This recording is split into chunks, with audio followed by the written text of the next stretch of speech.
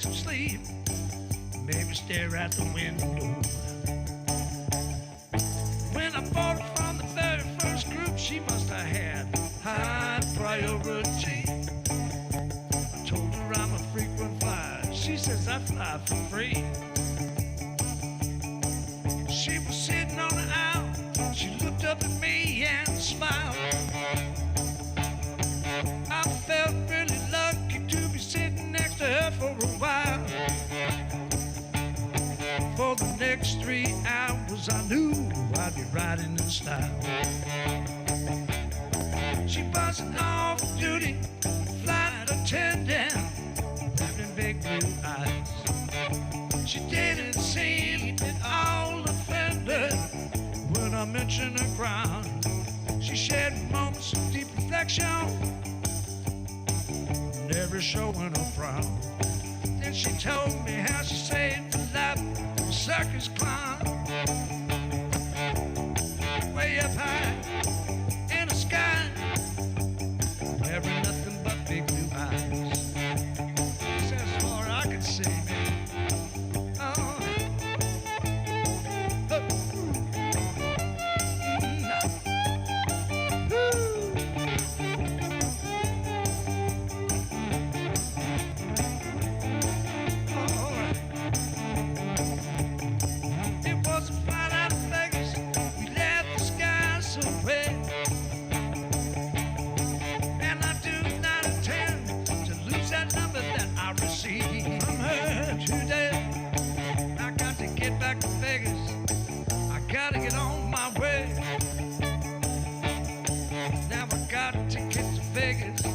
I need to leave today. Gotta get back to Las Vegas. It's a brand new game to play. Ladies and gentlemen, we've begun our descent into Corpus Christi. Yes, here we are. We are descending into Corpus Christi. That was Billy Snipes' brand new song, Flight Out of Vegas. We are glad you're joining us. It's Island Moon Thursdays. This is Island Moon Live, and you are with us on Facebook. We've got Jackie, Stevie, Robert, Tyler. My name is Jacob Oggs. Whole crew of characters. There's a David Carr sighting anyway. Ted Mendel's here. Dale Rankin, editor-publisher of the Island Moon, will join us shortly. Lots of fun going on, and issue 1139 hitting the shelves, and it's actually up on islandmoon.com. If you don't have the latest edition of their issue of the Island Moon, you can get it right there, where you know everything is true because you read it in the Island Moon. All right, Somebody once said that. Yes. And I do remember he was a very, very wise man. Yes, it was. I'd almost call him a sage. I was going to say he's a sage of the sands. Solomonic. Sage of the sands. Stevie Start, old school musician, new school rocker. We've got Jackie with us from the Gulf Coast Humane Society. Thank you for joining us this morning. We're glad you're here. Yeah, thank you so much for having me. Awesome. Robert Peruski from Beach Ball Brewing and Padre Boat Tours. Yeah. And a few other things. You know me, exactly. I'm everywhere. Yes, he's continental. And as always, Tyler Thorson, the man, the myth, the legend. Hey, thanks for Complete Foundation Repairs for letting me sit in on this today. We have jobs on the island, and so thank you, Jim. That's right. And, we have a long lunch hour, don't we? Yes, we do. Longer the better. Sounds good. I want to try your strawberry blonde. Well, that's where we're going after lunch. Well, We can't have it. Joyce kind of wanted to know why is it a strawberry blonde, and I'm going, I didn't choose Exactly. I didn't choose strawberry So, blonde. okay, She's like, I'm a brunette. And I said, I am well aware of that. You're releasing a new beer, and tell us the history of how this came about. So probably about a year and a half ago, right? We were sitting at this table, maybe right over there downstairs. I don't remember where we were at. And we were talking about the brewery. Stevie was on, chatting about this and that. And Stevie's like, hey, I have an idea for you. He goes, I threw it at this other beer company, and they didn't run with it. I'm not going to mention any names, Kale Moore. Another fellow Islander. Anyways, so he goes, I want to name a beer. Thank God it's Padre. And then part of the proceeds go to something fun. Yes. And I'm like, that is awesome. Of course, that was a year and a half ago. We were a new brewery. It takes a lot of work, as you know, Oggs, to make it up and running as far as we are right now. So now we're finally at that point, and we visited in November, I think. Yeah. Again, and I was like, I want to do a strawberry blonde for Mardi Gras. You know, Yes. spring spring break, beer, or- spring Those kind beer. of lighter flavors. Exactly, And, yeah. exactly. And strawberry blonde is one of my favorites. So I got with the brewmaster. We started putting our recipes together, and it just came to where we are now, and we're excited. It was, once again, I had thrown it out to somebody once before Yeah. while they were servicing the boathouse. Actually, So, okay. back when Amy was still there. So that's how long ago That's I a threw it long out. time ago. When the song was Yeah. kind of newer. Yeah. And I kind of threw it out, and I'm like, hey, and he, again, we're friendly, and I just threw it out, and I'm like, hey, Yeah. what do you So- think about, why don't we take advantage of this and that? Well, so we've got You know. a veritable cornucopia of different local brews that come from local breweries. We've got people doing crazy things down here on the local beer scene, and it's awesome. I absolutely love it. Absolutely. Some of it is a little more wacky and outlandish than others, so depends on your flavor for adventure and what you're in the mood for. But by all means, if people want to find Beach Ball, where can they find you? The Beach Ball Brewery Tap House is right on Waldron Road, 936 Waldron Road. You can't miss it. Big signs on all sides of the building. But we first made that beer debut right here at Docks, or at the Waterline downstairs for the Barefoot Mardi Gras kickoff party. Yes, Okay. okay. And it went over very well, nice and fun. We're going to bring it back here in cans for Docks because Docks doesn't carry draft beer. Yeah. I do know that Hard Knocks is going to be carrying it. We're waiting on the tap handles to show up. They're going to be here this evening, actually.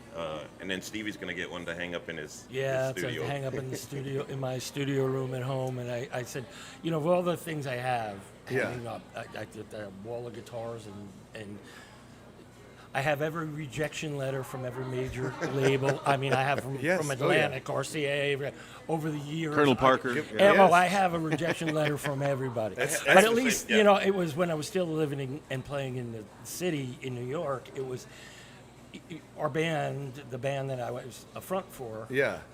had a vibe. So the A&R people would come out, and then I'd get these very nicely worded letters. Hey, remember to keep sending us Yeah. stuff. And you're like, yeah. But now as things went on and I got over it and I moved on with my life, I framed them all. So they're in that room too. So it's kind of like my little testament to, Yeah. well, you know. That's good motivation. But you know what? You learn about where it you're from. It ended up that this little thing that I did, and I tried to figure out before I retired 2 years ago. William. How you doing, William? What's up, bud? I tried to figure out how many nights I hauled the stuff up and down these stairs and played on this Yeah, stage. yeah. And I figured it was close to 2,000. Oh man. So Yeah. I was like, you know, for not having ever gotten signed for anything I made it work anyway. Well, it's that's one thing. Making a living as an artist is probably harder now than it ever has been, and yeah, and and there a friend from the apparel business told me this. He said, "Man, your artwork's awesome. You should look into doing the Guy Harvey thing." And so I was kind of inquiring into it, and one of my buddies in the apparel business said, "It's to make a small fortune, you have to spend a large one."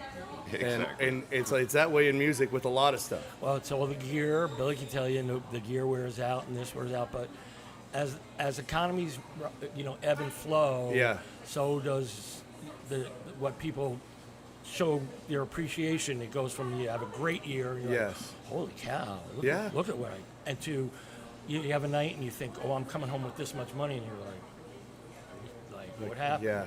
Man, everyone's clapping, and on the way out, they're going, that was a great job. yeah, And you're like, yeah. you take that thumb and Yeah. you're just like Just okay. turn the air Just turn it conditioner up down for the and next couple just, days. And Yeah. You know, But like, Yeah. being a musician is kind of like owning a boat. You're right. You're doing it for fun. You're not doing it for the money. Right. Exactly. Yes, it's a passion. So another passion of yours is working with the Gulf Coast Humane Society. And Jackie, again, thanks for joining us this morning. Yeah. So tell us what you do with Gulf Coast Humane Society. Yeah, so I'm the director of marketing and development. So I work with a lot of projects like this. When people want to get involved with the Humane Society, there's so many different ways to get involved because we have so many different kinds of programs. We're not just adopting out pets all the time. We have a lot of services that help pet owners in the community as well. And we're really focused on saving animals off of euthanasia lists locally across 5 counties, actually. So when we got the call, Stevie wanted to do this, we were like, wow, that's such an awesome idea. This is one I hadn't done before, and we're super excited. So how does a gig work? What's the deal? Portion of the proceeds? Well, a portion of the proceeds, Right. because again, Robert, when we talked about it, he said, well, obviously you probably have copyrights and trademarks and I said, I actually do for the phrase, for the song, for the just like Nothing Good Ever Happens OTB, for that sticker and the design. And so he said, but you're a good enough friend of the show. You let us use it, and we appreciate that. I don't. And no, you know what? Actually, it's okay because every time you stream it, I get 4 cents. Oh man! So yes. Can you play it? Can we use it as a bumper? Yeah. We use Billy coming in. Okay. Can we use it as a bumper? Because I'm gonna run up a beer tab. And I need 4 cents to tip the girl It'll before cover I leave. But yeah. So anyway, we just came up with an idea of just give me this. Let's look at this much out of every keg, or this much out of every. Keg's probably the easiest way to do it. And then I just said, I'll give you the charity that I want. I'll get you hooked up with them. You can get their EIN number, and you can work that part out with them. I don't need to be the middleman. I know that you're going to do that, so I'll just put my face out and my name out, and whatever you would have given me. I hate to say I don't need, because everybody needs something, but you know what? They need it more than I need it. Exactly. So And that's awesome. So if you've ever had a rescue dog, or in the past have had a rescue dog, definitely go get some Strawberry Blonde. It goes to a good cause, and glad you guys are here. So one more thing, real quick. Tomorrow, the Gulf Coast Humane Society is going to be at Beach Ball Brewing. Okay. We're going to have Stevie and Dan come out and play. Right. So it's going to be a big event. It's also our Mardi Gras party. What time? It starts at 2. So 2 to 9 tomorrow. This is the official release to the public. This is the official release to the public, other than what we did at Waterline back in January. Okay. So we're going to have chicken poop bingo. Okay. Because I don't know what I can say. We're not on the radio. Yes. So, but anyway. We're on YouTube. We can get away with a lot more. That's fun. Just don't start singing any Beatles songs. No, or no, the no. copyright Good Lord. stuff. So all the proceeds from the chicken poop bingo are going to go straight to the Humane Society. So hopefully tomorrow's going to be a big fundraiser for them. And then a proceeds of every beer that we sell until that. It's a 10-barrel system, so you know how many beers that is. Yes. Each barrel's 2 kegs. Exactly. So we made 19 and a half kegs yesterday. Okay. That we kegged out, and so part of those, every one of those goes. And then I told Stevie we can do this every spring if he wants, and then we can give proceeds to same thing Anything or something or different. whatever. Yeah. So it's we did this brewery because we're a community based. Okay. Yeah. Last year we did a huge fundraiser for Kerrville and the flood, and we're here for our community, and this is very important to us. Yeah. Jackie, will you have dogs there for adoption? And Yeah, we're gonna have a couple of dogs. So I know it's a dog-friendly venue, It is very right? dog-friendly. So we're gonna have some really cute pups, and hopefully they get a home tomorrow. That'd be awesome. Yeah. a home and a 6-pack would be nice. Yeah. Like Yeah. you're here. For these dogs, you get a 6-pack and a spay. Just to, I figure as far as playing, because I think most of you all know I haven't played in a while, and Dan, when I do try to play to help people out, Dan Harrington has been great about playing along with me. If I get tired or I can't do something or whatever. Yeah, it's always a But big the help, music man. will Nice probably guy. be Yeah. Dan's going to come and bring his gear because I've gotten rid of most of mine. Mm-hmm. So he's supposed to come by at like 4:35 to set up the system. So we will probably play music from maybe 6 or so. 5:30 to 7, we'll something just like work. that. Yeah, And well, food trucks, who will be there? We actually have Masshole Lobster Truck out there. I was Yeah. craving a lobster roll the other day and had no idea where to get one. So I decided, okay, look, I'll just, I'll Google, try and find out. AI, anything. Chuck, Claude, all the new AI names and all of them. Everything led back to Masshole Food Truck. Absolutely, they are awesome. I mean, Yeah. if you haven't, get the sampler. They have a sampler that is just great. So what do you recommend a strawberry ale goes with?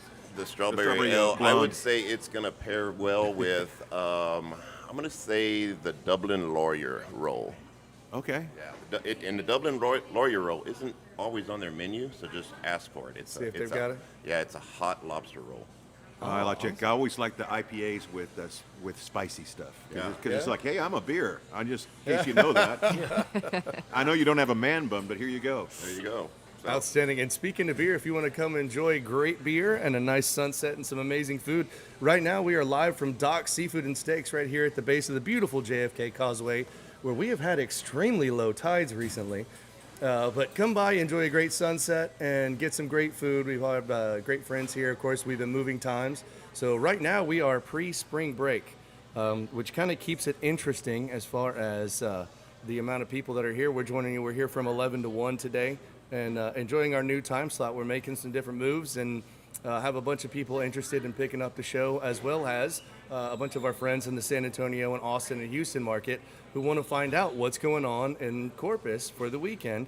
Because a lot of people by Thursday, they're making up their minds. You know, it's like, all right, pack up the kids. I need to get one of these lobster rolls and try this beer for the dogs. You know what I mean? Always for the dogs. Exactly. dog friendly, Yes. kid friendly, and drunk approved. Exactly. Awesome. Well, and speaking of music and songs, Billy Snipes is joining us, just hiding off screen here. Lean up a little bit. We already paid him 8 cents so far. Yeah. So we opened the show with your new song. Oh, tell you us, did? Okay, good. tell us just a little bit about it.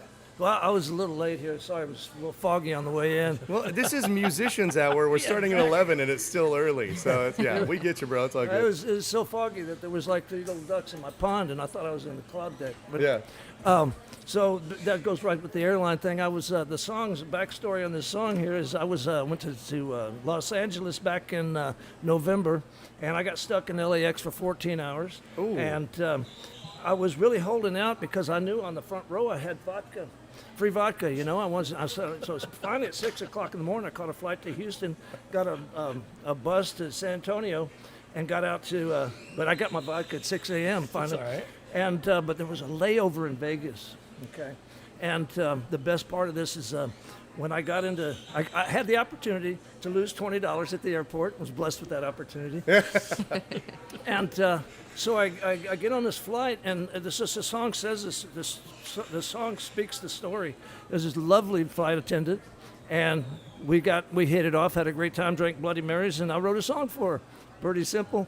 By the way, Stevie Stark coming out of retirement. I know. How about that? I did the same thing last year for Rod over at Hard Knocks for the same second. It was the second night of the thing, and Dan helped me out, and I was just like, "Can you help me out in case I?" And I started practicing this week, and I believe it or not, I mean, after 2 years, I'm going, how could I not remember a song that I've played thousands of times? But I'm going, so I could play a little at a time, a little, an hour a day. And then by this morning, I started getting butterflies, not about this, but I'm like, I have to play tomorrow. I'm like, oh, geez. So I sat and I did a few songs, and I said, that sounded okay. I said this one, I said, that sounded okay. And then I got my thing, and I said, Joyce called me, and she goes, what are you doing? Are you practicing? I said, yeah.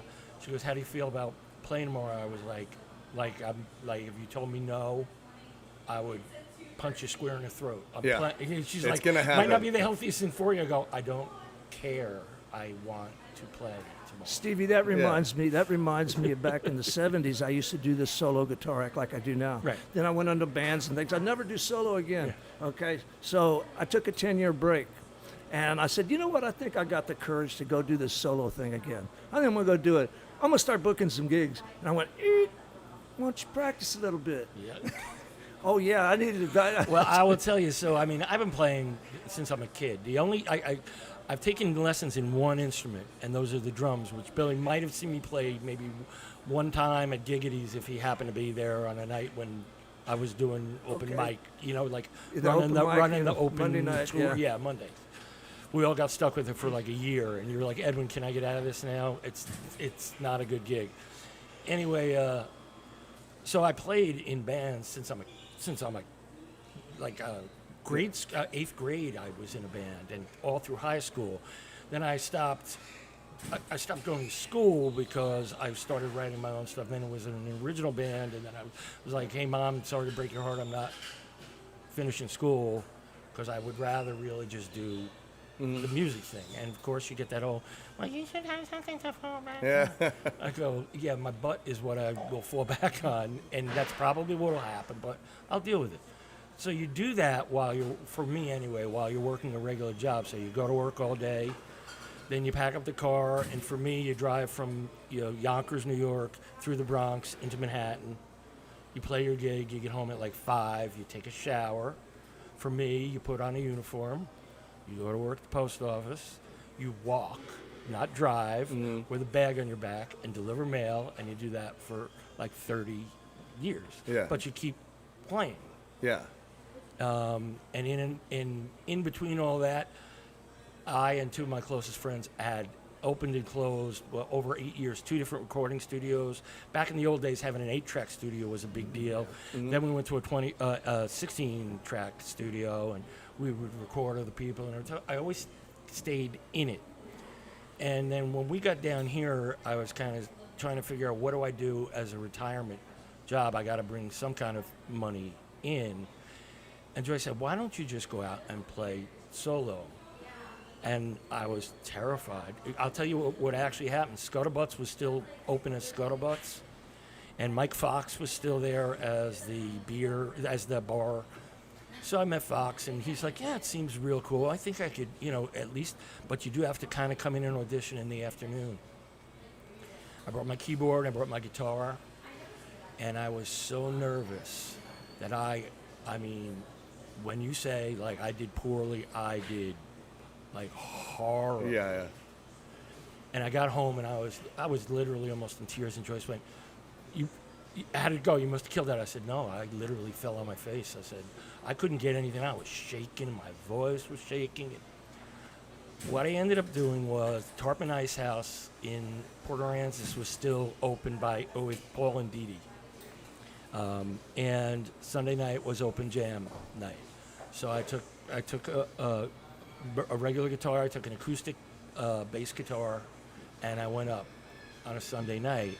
And I said, hey, I'm willing to sit in. I could either play guitar or I could play bass. And I remember, I think Ewell Jackson was running it back then. And he said, would you rather do like a song or 2 solo? And I'm like, well, if that's what you want, but I'd rather, he goes, no, why don't you do like a solo song? So this time I just took a deep breath, and I did Steve Earle's I Ain't Never Satisfied. And it went off like without a hitch, and they were like, do another one. So I was like, all right, I just picked another song, and I did another. It might have been one of my old original songs. And 2 weeks later, I get a call, and they're like, they need someone to host the open jam night. Can you host tonight? And I'm like, okay. I'm like, does it pay? And they're like, well, it pays the tip jar. And I'm like, okay. So, but once once you were up in Port A, I mean, for the first 3 years, and Billy can attest to this, and we kind of did it backwards. Billy lived in Port A and worked kind of only in Port A, and I lived down here, but I only... Well, let me tell you this, though, real quick. By the time I got into Port A and got on the scene, you were Stevie Start. Yeah. I said, that's you got to go see Stevie Start. Everybody's just telling me all about Stevie Start this, Stevie Start that. I just want to let you know about that. So it was a kind of this thing, but all of my work was up there. And that meant that horror ride up and down 361 at like 1 or 2 in the morning. Yeah. And you're like, don't drink more than like 2 beers the whole night, and then set your cruise control to 60 because the constable number 4 is going to be right on the line where you're leaving Port A and you're into Corpus Christi. And then I finally, actually the very first gig I ever had was here on this stage.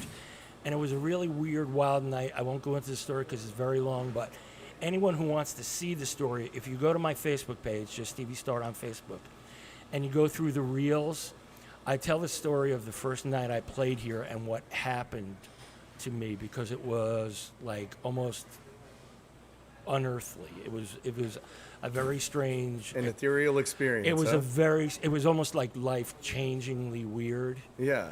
And it gave me all the confidence to say, you got this. And in the New York way, as I was saying to Jackie earlier, I said, sometimes you just have to put up a front and walk in and just go, I'm Stevie Start, and that's just the way it goes. And I'm going to play here. And they're like, oh, okay. Yeah. Yeah. I have a saying, nothing more rewarding than the pitter patter of a light applause. Yes, exactly. or while you're standing playing and you're hearing, because the table in front of you, the parents don't have enough good sense to just say, Turn off the turn Game Boy." off the music Yeah. on your little pad, because we're too busy on our phones to talk to you or raise you. But Yep. you might be annoying the musician who's playing in front of you, and it's like, nah, that doesn't happen. That's wild. Yeah, one of our Doc's is one of our favorite places to come. My oldest is a huge music fan, and so I play a lot for her at home too. And does so. She'll always she's a dancer, so she'll get there and start her little shake. You know what I mean? Get the little shaky leg going, and it's always so much fun. You have to say how old Josie She's Kate- almost three. Almost three. So yeah. So it's fun and really cute, and she really it's nice that she enjoys and appreciates and has a place to come watch live music. You know, especially kind of as a kid. A lot of the other places are for older people or they're way past bedtime. So Well, the one thing I missed, there is a difference.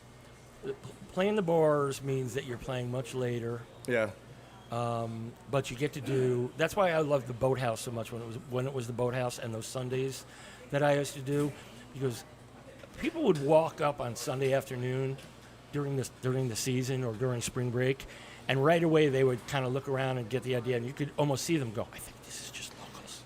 yeah, I think this is just locals." yeah. And they would Yeah. they would turn around and go.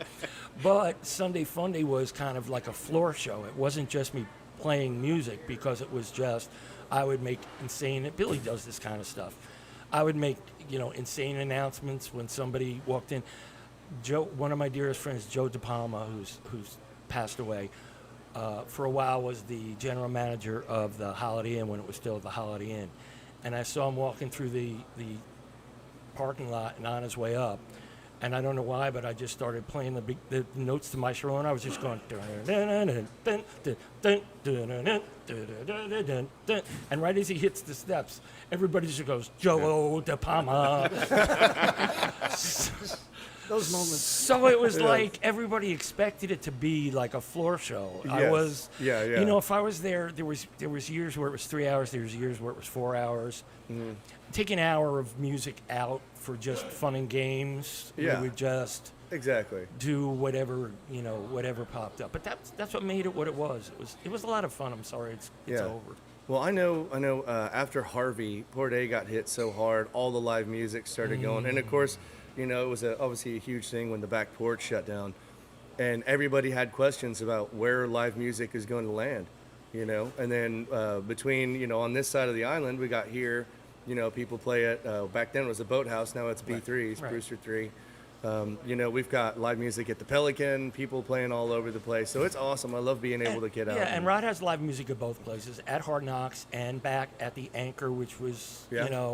the original Sunday Funday was when it was still the Holiday Inn. Yeah. And I played there on Sunday. Yeah. the sandbar. So, yeah, the Sandbar. Well, and So- initially, as legend goes, it wasn't open to locals. They wanted it. They did not want the locals to yeah. have anything to do with it. And then, as they realized, hey, these touristas are leaving, and all the locals want to come hang out and need a place. It's right there on the seawall, and it made it convenient. And then it became a thing where all the locals were packing up and loading their suitcases, or the tourists were packing up their suitcases and about to head north, and all the locals were coming out in their shorts and Hawaiian shirts Shirts and going- just waving at them. Yeah, bye. And yeah, exactly. Like, We had I will say he's not here anymore. He hasn't been here for years. He's not even living here now. He lives in Colorado. But there was a manager here who's still a great friend of mine, and he said this to me once, and I was like, I don't get it, because you're like kind of dissing the people who keep us in work. And he was like, if someone asks you, excuse me, could you tell me where the restroom is? You tell them, yeah, you get on 37 North. And I said, well, that's like cutting your nose to spite your face. And then one year for Christmas, Joyce actually took a picture of the 37 North sign and Yeah. had me a T-shirt made that just said 37 North that I would wear while I was playing. That's awesome. And it was just like, I'll wear this. It's a local joke. Awesome. Well, it's 11:28. We're going to keep rocking this for another couple minutes. But Robert, tell us again about the event and the venue and where people can go. And how It's going to happen tomorrow, starting at 2:00. Beach Ball Brewery, 936 Waldron Road, and I got that Liquid Courage in pint glasses for you in case you need it tomorrow. I cannot wait to get. So- I'll be there by. All right, I might even send No, I'll send be a couple cans with Billy over there. I'll be there so. by 1:30 or so. Yeah. But anyways, yeah, we're just gonna have a fun time. That's I didn't, Augs, I didn't build this brewery to make money. I built this for fun, and that's what we're out there doing. It's kind of like I said, owning a boat, right, Brian? yeah. It's great when other people own boats. It's great. You get to when, go out on them. I own too many boats, Yes. according to my wife. But anyways, but yeah, we're just having fun out there at the brewery. And I was thinking about like everything that Steve was talking about in the Sunday Fun Days and how much fun we used to have. I mean, pulling up my boat, seeing little Deb do the hula Hula hoop. hoop, Debbie and Nancy with their hula hoops Yeah, it's going like- on. Blue hanging from the Oh my God, rafters and- with his bathing suit falling off. And a goat in the corner. And his goat in the corner, exactly. And people would walk up and they would just look to the left and they'd go, I think this is this- all just Locals. Yeah. Very loco. I was gonna make some shirts that say "Psycho Local" on them just to pass out, just as a public awareness thing. There are several people on the island that should probably wear those for local things. I had a shirt made once, and I should still put it back in the line of stuff that I have on Redbubble, and it was like I said, Padre Island, Texas, and we put the fun back in functional alcohol. Awesome. And I'm gonna give Stevie one more so he can get 4 more cents. I don't know what you get on YouTube, but go check out the Thank God It's Padre video. Yeah. we shot part of it right here. Right at here, Doc's downstairs. absolutely, yes. That was a Great lot video. of fun. But anyways, let's get Jackie some money for the pups. Okay, that's the most important thing we're here to talk about right now is the money for the dogs that we're raising tomorrow. And you're gonna bring some cute, adorable puppies up. Yeah, we'll have some cute, adorable pups. We'll have giveaways. We'll have all kinds of stuff. And of course, if you want to learn more about how you can get involved, you can volunteer, foster, donate, or just come in and hang out. We like And that too. if people want to see the pets available for adoption, where do they go? If you want to see all of our pets, you can visit our website, which is gchscc.org. We have all of our dogs and cats showing in real time, so you always know who's available at that moment. But we don't have our dogs picked out yet. We usually wait until a little bit closer so we can make sure everybody is good to go. Outstanding. Well, excellent. Thank you. And Billy Snipes joining us again. We opened with your new song. If people want to find that new song, where do they go? You go to YouTube, just search YouTube. It's Billy Snipes Flight Out of Vegas. Yeah, and they've got the song on there. And I think you said earlier you're on Spotify. I don't know, is it live yet? It's on Spotify. I just checked it last night. Same search. Yeah, and same with the Thank God It's Padre. The video is on YouTube, the official video. Yeah. I do have a special video just like you do on South Padre. Or Thank God It's Padre. yeah. I got a full production video one, Yep. and it's called Texas Island Country. Right. I've seen it. You've It's seen great. that? Yes, I've Yeah, seen it. it covers all the way from Lamont Park all the way to Port Aransas. And as a matter of fact, it was Joe and his daughter Melissa Gazin. It was their company that produced the video. Okay. So, and we did do the live portions of it. We did here downstairs on the thing, and the rest of it is shot all over the island. But what I was going to say real quick was the song itself, for download or for streaming, is on every platform. If you Okay. use Apple You can Music, find if you use anywhere. Google, if you use anywhere, it's on any of the platforms. So. Outstanding. Well, Billy, Jackie, Yep. Robert, Stevie, we appreciate you guys coming out. Thanks again for jumping on the show. We're Thank you. gonna reload the cast Yeah. here. We got a bunch of other people chomping at the bit, ready to get going and yell about I see stuff. Dr. it's- Gully over there. And, but I will let you know again that you're listening to Island Moon Thursdays. We are right here live from Doc's Seafood and Steaks, and getting all this stuff going. I want to let you know, man. On the way over here, I was kind of driving my truck, looked down, and realized that I have over 200,000 miles on my truck, and I was like, man, maybe it's time to get into something new. And if you think, man, I just don't know. Maybe I'll get some for my car, kind of sell it somewhere. You need to go to Discount Motor Company. Go talk to Frank the Bank. He wants to buy your car or truck, and he's bought a few other things in the past, random trailers and things. He's over at 6601 SPID. That's right next to Turner's and the movie theater. You can call him at 851-2900. And of course, I just say 7 numbers now because everybody needs to just realize that it's Corpus. You know, it's a Corpus area code. 851-2900 at Discount Motor Co. Go see Frank the Bank. He wants to buy your truck or car. And all right, well, we're going to keep this going and jump all this stuff in. Thanks again, guys, for being out, and we will catch you. We will catch you. Good luck tomorrow. We'll see you. Yes, we'll catch y'all tomorrow. Dog friendly too. Oh, yeah. All right. Well, I'll tell you what, if you go to islandmoon.com, you can actually get this issue of issue 1139 of the Island Moon is already up. Dale's got a bunch of the brand new ones. We have one of the brand new hot off the press right here.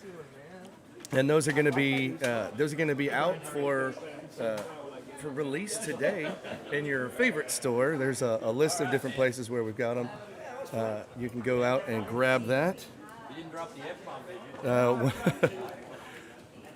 Dr. Brian Goley joining us, Dale Rankin, editor, publisher, Island Moon, Greg Smith, former city councilman, and of course Tyler Tharson with me as always. You do have to watch the mount on those. You're gonna you may pull it have off. to you may have to readjust that on the table. We've got mics on plastic tables here, so sometimes they want to slide a little bit. We're keeping it sporty out here at Docs just for you. Excellent. One of the things that we did have go on today was the groundbreaking for Commodore's Park, right?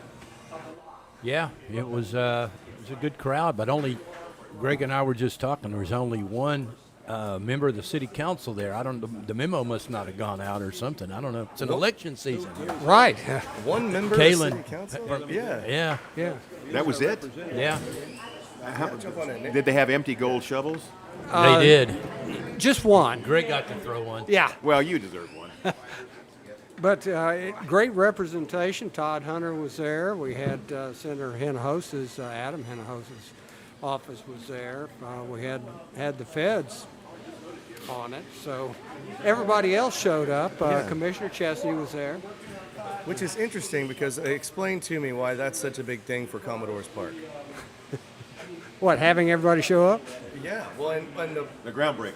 yeah, well, I mean, of course, it's nice to finally have the groundbreaking. but- Okay, yeah. So this is something that's been in the works since 2022. That's why I was there on it, and Dan worked real hard with it. And so what they're doing is 12 acres on there. It'll be the biggest park on the island with it, with some room for growth Yeah. on there. There'll be some great walking trails that will go along with the Whitecap Preserve with it. 6 pickleball courts. Yes. Everybody was excited about that. Highly anticipated on The the island. pickleballers got to take a victory lap. Oh, Yes. they did. It'll have a shaded, a covered basketball court on there, and then some nice little kid playgrounds with it in this phase. And then in future phases on there, they're talking about indoor gym, swimming pool, splash pads, stuff like that. So did they get directions right on the pickleball, the southeast wind predominant, or the not looking into the sun? How did that work out? The pickleballers were very involved with it, so if it's a problem, it's on them. It's their own pickle fault. Yes. And that's how you want it to be. Yeah. Don't get somebody out of San Antonio That doesn't play, doesn't know anything about play, it. doesn't know anything. And in saying that, we had a local architectural firm do the design. Well, and one of the things that we run into with a lot of projects like this that have different phases that are run through different things to get different, government permission to do X, Y, and Z, we run into a thing called value engineering that ends up basically changing the face of a lot of the parks, and a lot of times it's not in a good way. But it seems like it's a pendulum on there.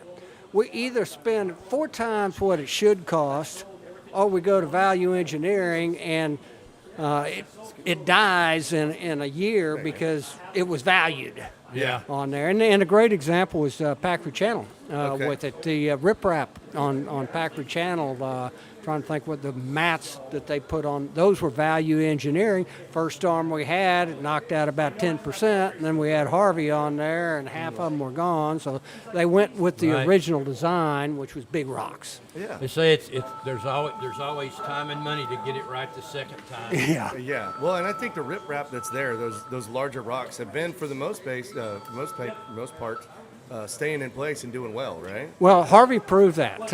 You had rocks in place. None of the rocks were damaged during Harvey, but the mats were on there. So The mats look they look great and they're easy to walk on. You don't twist your ankle, but the bull rock is a lot better, and it's a better habitat for critters Yes. to play on. Worked for thousands and thousands of years everywhere around the world, and we knew it worked. But some reason they changed that to that mat system, and it's cost us millions and millions of dollars to repair it. it was truly value engineered, Brian, that when it originally came in with it. So yeah, the Egyptians used riprap, and the Greeks on there in the BC times. Yeah. So it's old technology, Yeah. to say the least. Awesome. Well, Dr. Gully, glad you're here. Is there anything directly you want to jump into before we start getting to other topics? Well, 2 or 3 things. ISAC is get this mic right. There you go. ISAC, we have put the second phase of Commodore Park on one of our want lists, on our priority list.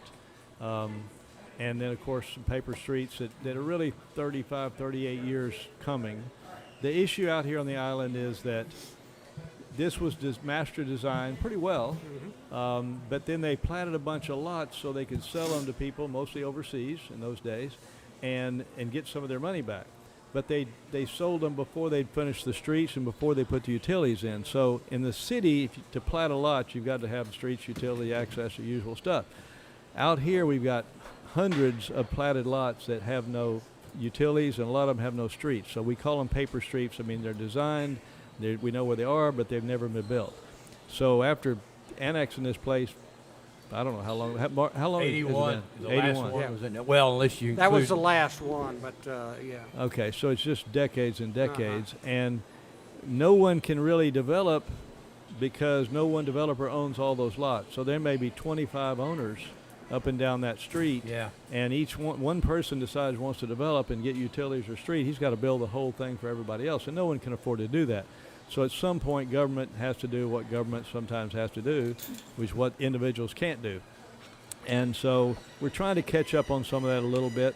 There's several of them on the island, and that's a priority too, because if you think about it, you go down the appraisal district and you argue the value of that property and say there's no access, there's no utilities, there's no way to develop Right. it, it's useless land. So Yeah. you can't charge me too much ad valorem tax value compared to the neighbors that they're paying $20 Right. a square, $25 a square foot. And so we're sitting with all that money available, no development's ever going to happen.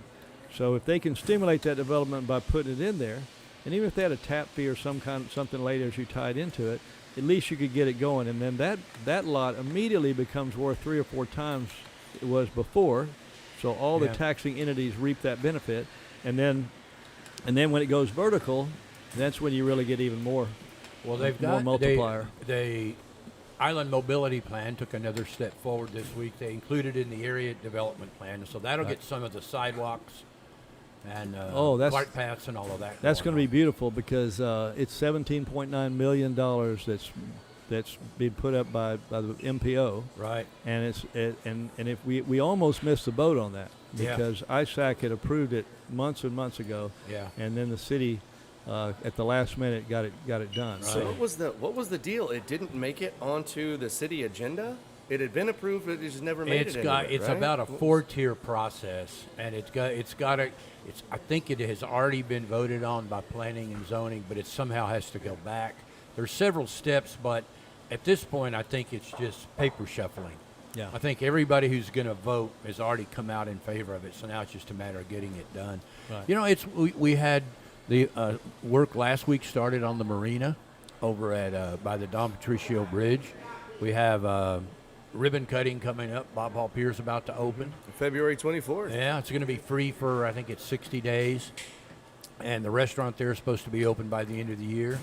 And now we had Commodore's Park today. So we're seeing some movement. Yeah.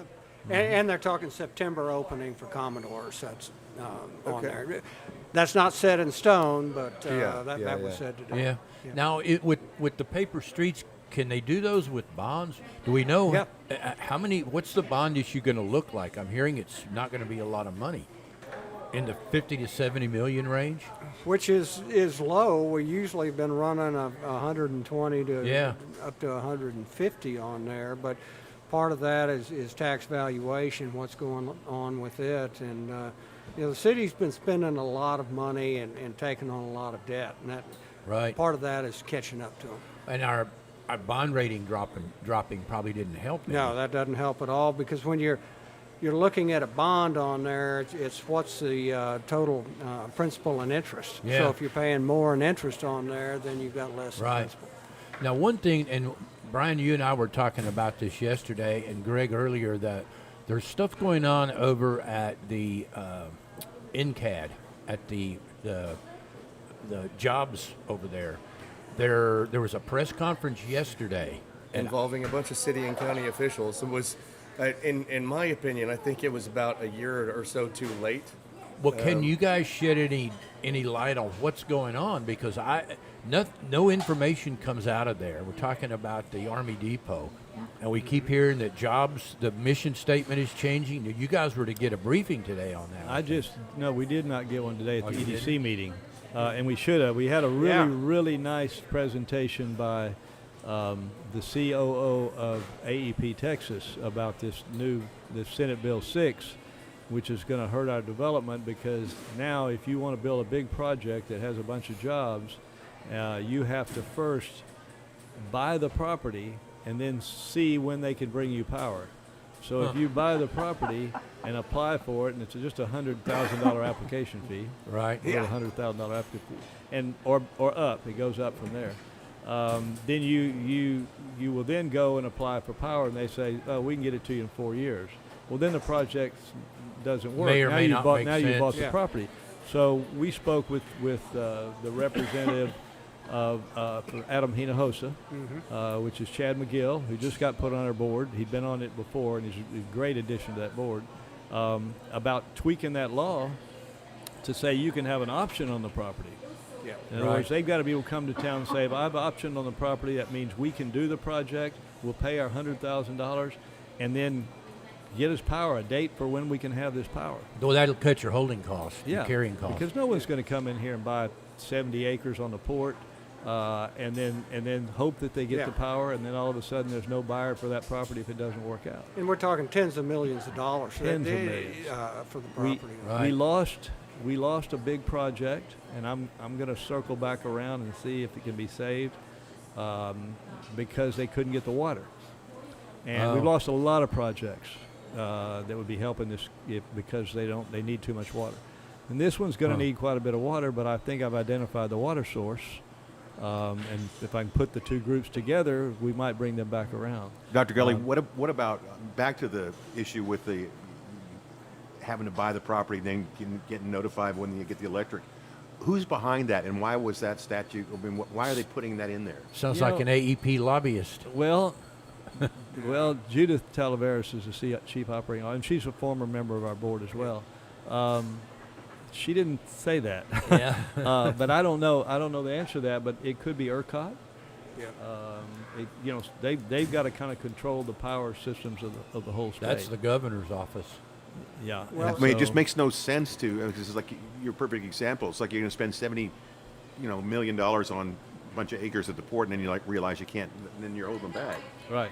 And it's unintended consequences. Yeah. So you're there in Austin, and you have some lobbyist throws this in on there. Sounds good. It sounds good on there, but it's not practical. Greg, you're exactly right. It's, in fact, to use that word, the law of unintended consequences. It all sounds good until you put it in play, and these things, all these fatal flaws start popping up. Mm-hmm. But the grid is under a lot of stress, and so they're trying to say, okay, we just need viable projects. We don't need pie-in-the-sky projects. If you're going to put a data center in there, you need to put the data center in there and not hold back this amount of power. But sounds like they just made it too onerous. Right.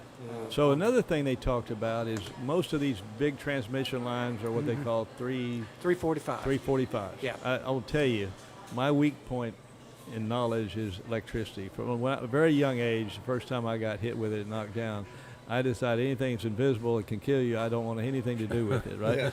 And so she's talking about it'll save a lot of money and less lines if we go to the 765 or whatever it is, which Yeah. can carry 6 times as much power.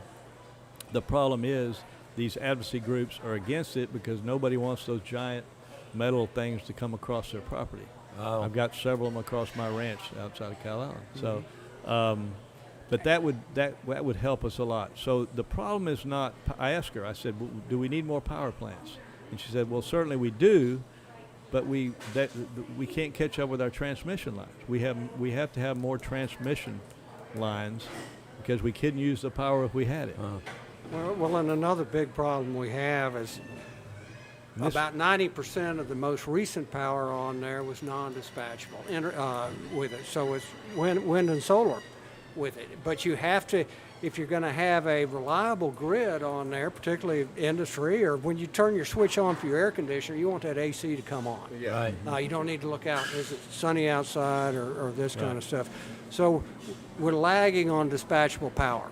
And they're trying to catch up with it, but there's a shortage now, and the big turbine generator sets and things like that. And with all the incoming data centers on there with their just huge power demands, and the industrialization that's going on in Texas, what we saw in the last 10 years has really added to the load on there, and dispatchable generation hadn't caught up with it. So yeah, that's we have one that's considered in this area that has a kind of a closed loop kind of cooling system, and they won't need very little water at all. They'll use most of their water for flushing the toilets and washing their hands.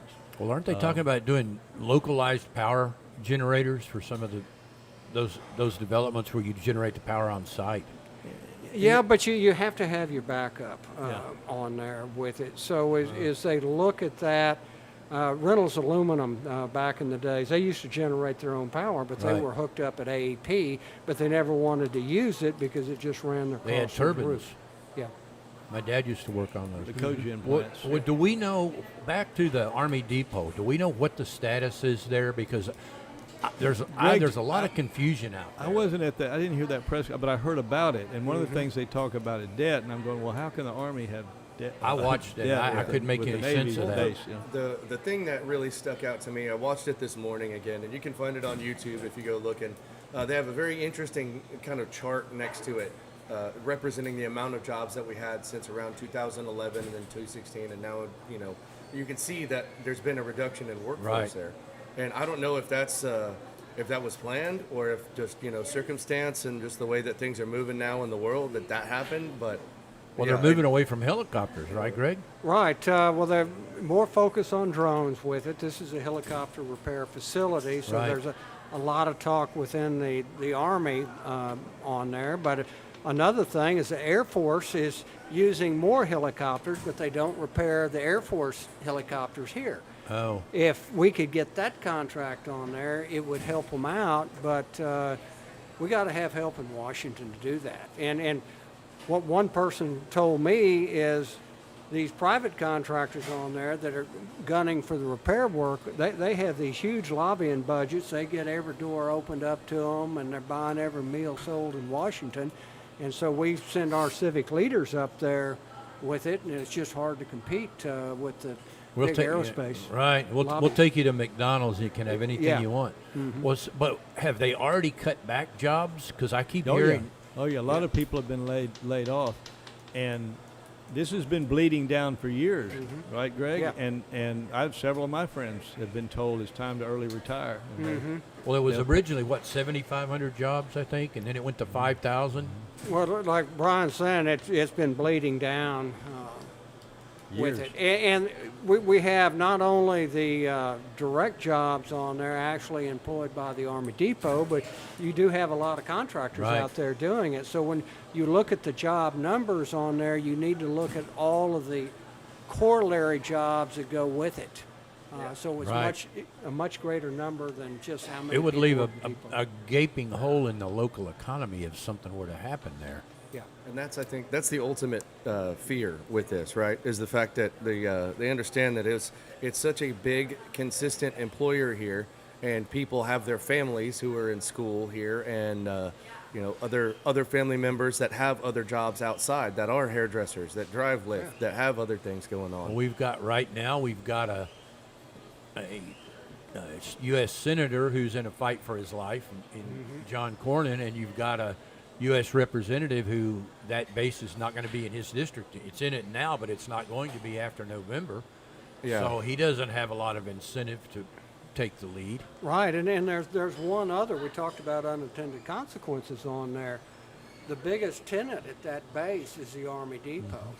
And if the base loses that, then the whole economics of the base as far as a training facility for aviators goes through. And I can see Pensacola in that area saying, oh Right. gosh, you just need to move all that mission up here. Right. We could be back to raising cattle on that base. And you throw Right. you throw water curtailment in on top of that, we could be looking at the biggest depression that Corpus Christi has ever seen since they were bombing us in the Civil War. Well, Well, we had the ropes boom in the 1890s. That was the big one. Well, when I saw they called that press conference and Dale and I were talking about it, they were like, well, what's this for? And said, oh, no, something about CCAD. And I was like, oh, great.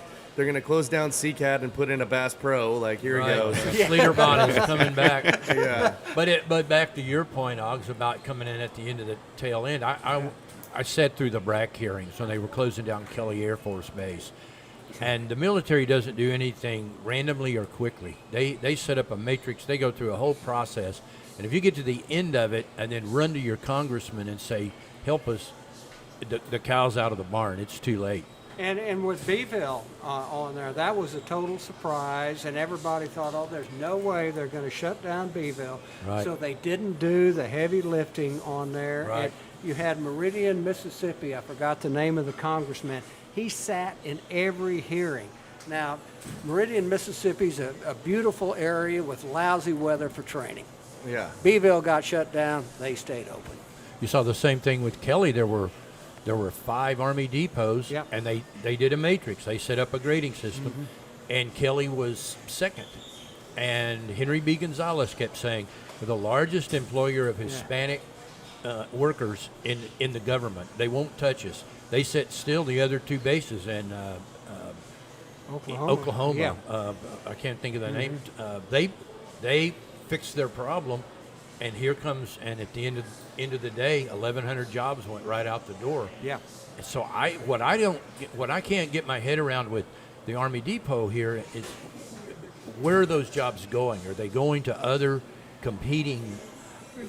Most of them, what I'm hearing on there is going to the private aerospace. They're going in there and trying to get that work, and they're going to go to Seattle or Wichita or wherever they're located on there and take it there. Now, there is some law that you have to procure X amount from a depot to keep that industrial base going, but the conversation I'm hearing is DOD is not paying much attention to that, and all the lobbyists going in there are finding workarounds and things in the depots. Man, Okay, that so would- we have something that may be potentially good in that our new CEO that we hired for the EDC is retired Navy, and he was actually the commander of Mayfield Naval Base in Jacksonville.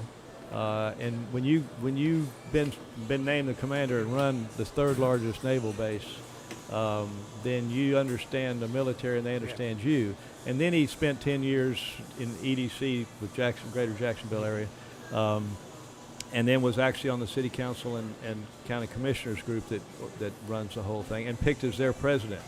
So he's got leadership written all over. His name's Aaron Bowman, and we'll be introducing him and have him on the radio at some time. But he's used to going to the Pentagon every year or so with his region and talking about what they can do to secure and keep what they've got. And so he knows his way around the Pentagon, and they know he's been there and done that. And I'm hoping that he can help us, because we've been working on trying to attract drone repair, drone manufacturing. We've got a secure naval base, and that could fill in, get some of those jobs back to work out there. And maybe he can help us. Also, there's an opportunity that we're pursuing of a training facility for the Coast Guard that would be like 1,400 people at a time here. We just have to get the hospital back going again, and maybe some barracks, and we could be in the running for that facility, and that's going to need some help from retired Coast Guard Jason Gunning. I've already talked to our own Bob Paulson out here. Frank McNiff, our own Frank McNiff, who's a retired Coast Guard and a military attorney, maritime attorney. And so we'll get all these guys together, take a tour of that base, and see if we can put something together and track the Coast Guard facility. Well, what kind of timeline are we looking at before any of this stuff to happen? Do we know? The government moves very, very slow. So we have time. Yeah. That's the good news. Yeah, the bad news is that it may take a long time. Yeah.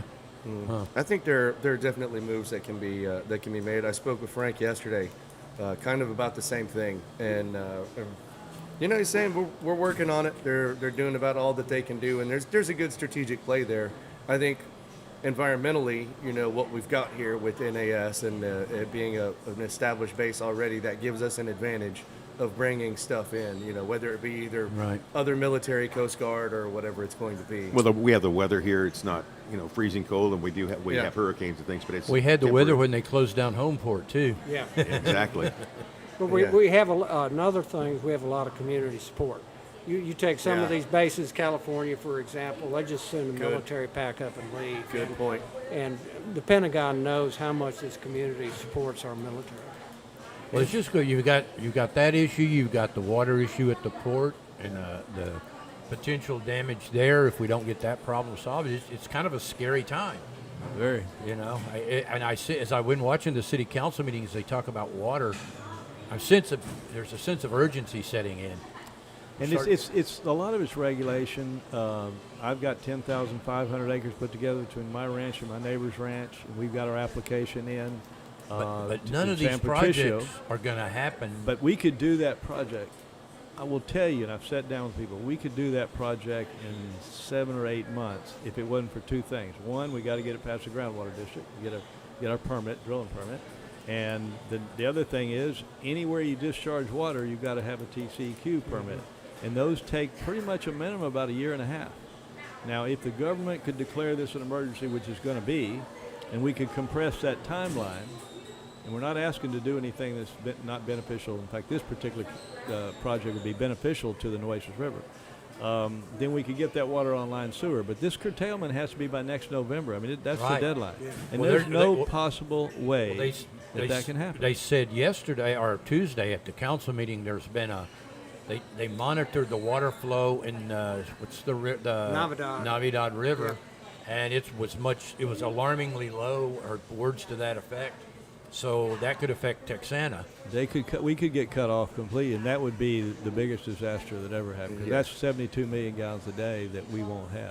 Three-quarters of our water right now comes down that pipeline. About the same time the Nueces River, according to the cities, I looked at them yesterday, the 80,000 acre feet or something they have left before they get to that level that you can't draw any more water out of the lake. Yeah. And if you look at the rate it's declining, that date is this time next year. That if no rain event happens, the river could run dry. Well, they're saying by November of this year, we'll be drawing more out on a daily basis than is going in. But then they said Tuesday, that could move up because of this problem with the Navidad River. Yeah, yes. When it is 50%, then they start curtailing. Now, can't Austin come in and declare an emergency and jump ahead of us in line? Okay, so that is the Colorado River rights. And when I say the pipeline, that includes both the Garwood, the Colorado River rights, and Texana on there. The city of Corpus Christi owns the second most senior water rights on the Colorado. But to your point on there, if the state declares an emergency, all bets are off. Then that seniority goes away. Now, what we have going for us is that Jet A fuel that goes to Dallas DFW Airport. Yeah. That pipeline comes from our port and our refineries up there. And they cannot allow the airport at Austin, the airport at Dallas. And Dallas has got more flights, I think, than any other place in and out of there in the whole United States now. Mm-hmm. And the governor is not going to want to let that run out of fuel. You can't bring trucks in there. Right. So, but it just seems like a confluence of things happening all at once. We have done an extremely poor job of long-range planning, and I know my friend here, Greg, is an infrastructure guy, and we laugh about it. But he built an RV park. I grew up in an RV park. My dad ended up buying it and running and expanding it. what you do in an RV park is you operate a mini city, and you have to. In our case, was outside the city limits. We put our own telephone poles in, built our own streets, laid all our sewer lines, laid all our water lines, and you understand that stuff. But for some reason, people think more sometimes about the arena, or we need a new fountain, or we need this. That's and what that we've and the been other. fighting about. So those are our wants, and the wants sometimes overshadow our needs. And that's why when you hire city council people, hire people that understand infrastructure. It's not cool, and it doesn't get you votes. Yeah. Because those fun projects get you the votes. Right. But it's more important to the city than anything else we can do. And planning 10 years ahead of time, 20 years ahead of time. Right. So I we're sit finding out how there- important that is. I sit there listening to the council meeting Tuesday thinking, I'm glad I'm not up there because you got these water people coming at you from every direction. Oh, yeah. I couldn't get my head around that. You just have to depend on them. But when they brought back a desal plan, it got shot down.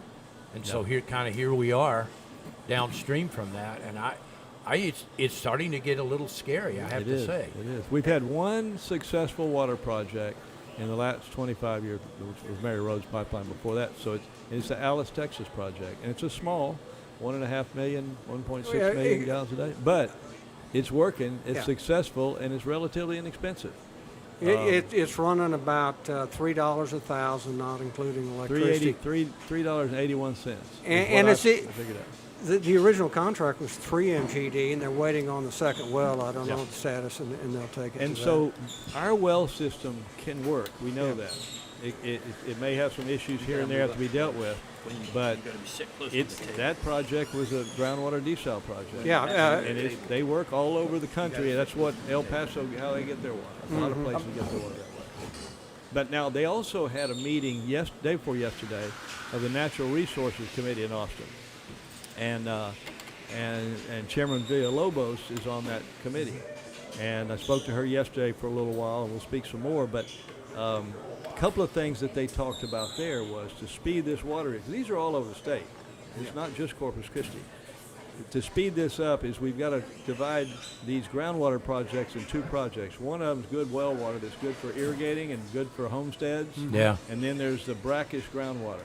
Well, the brackish groundwater can't be used to irrigate crops, and it can't be used for homesteads without an expensive RO system. Right. So if they can change the groundwater district rules, that they make it easier to use that water and not have certain little committees that block it completely, then that will open up some more water. Well, that's what I heard at the council meeting this week. Sinton's going to maybe object, and they're not sure where. It seems like it's a hodgepodge They of already have, and it's alphabet soup. Now, what will happen is one of 2 things will happen there. Either they will take care of it in-house, and they'll basically tell a couple of people that have filed, individuals, one of which was the president of the groundwater district, filed against them, that you don't have status, or you need to drop out, or they'll voluntarily drop out, and then they'll go back to the 2 cities, which is St. Paul, which is 1,000 people. And then Sinton, which is much bigger, that gets its groundwater there.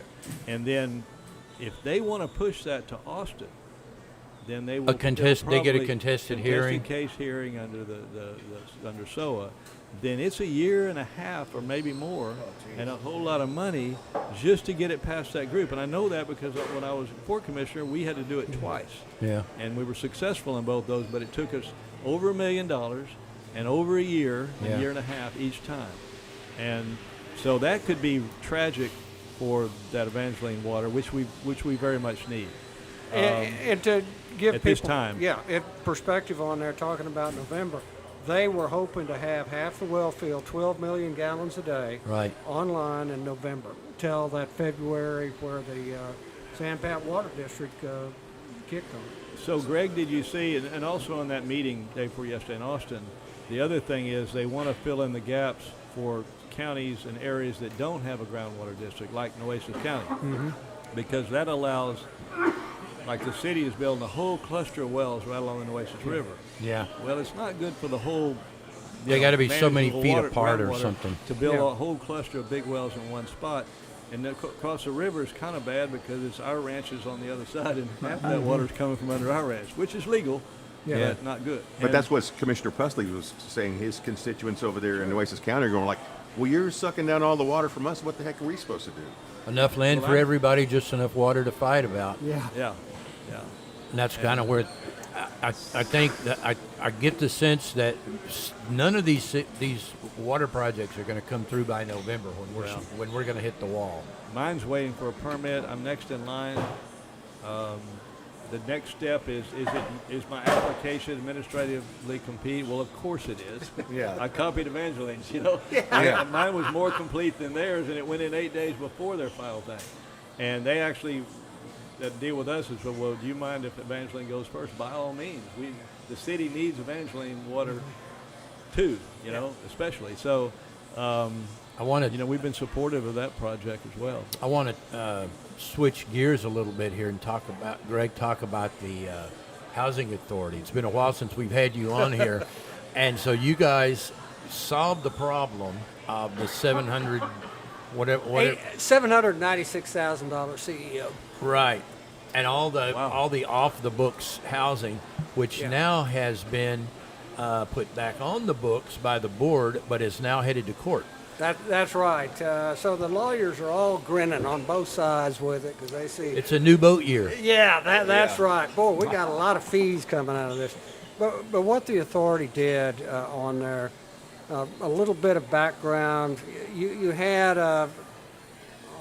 lack of a better word. I don't want to use scam on there. I'm not using that word, people. They found a loophole. Yeah, they found a loophole. They came in there, found a way that they could take apartments off the tax rolls. And they did this all over the state, and for the county and the city and the school districts on there, they already taken $350 million worth of appraised value off the tax rolls. They had another $250 million lined up and ready to go. For everybody that's got a house, for every dollar you lose on this, they just add it to your taxes. Right.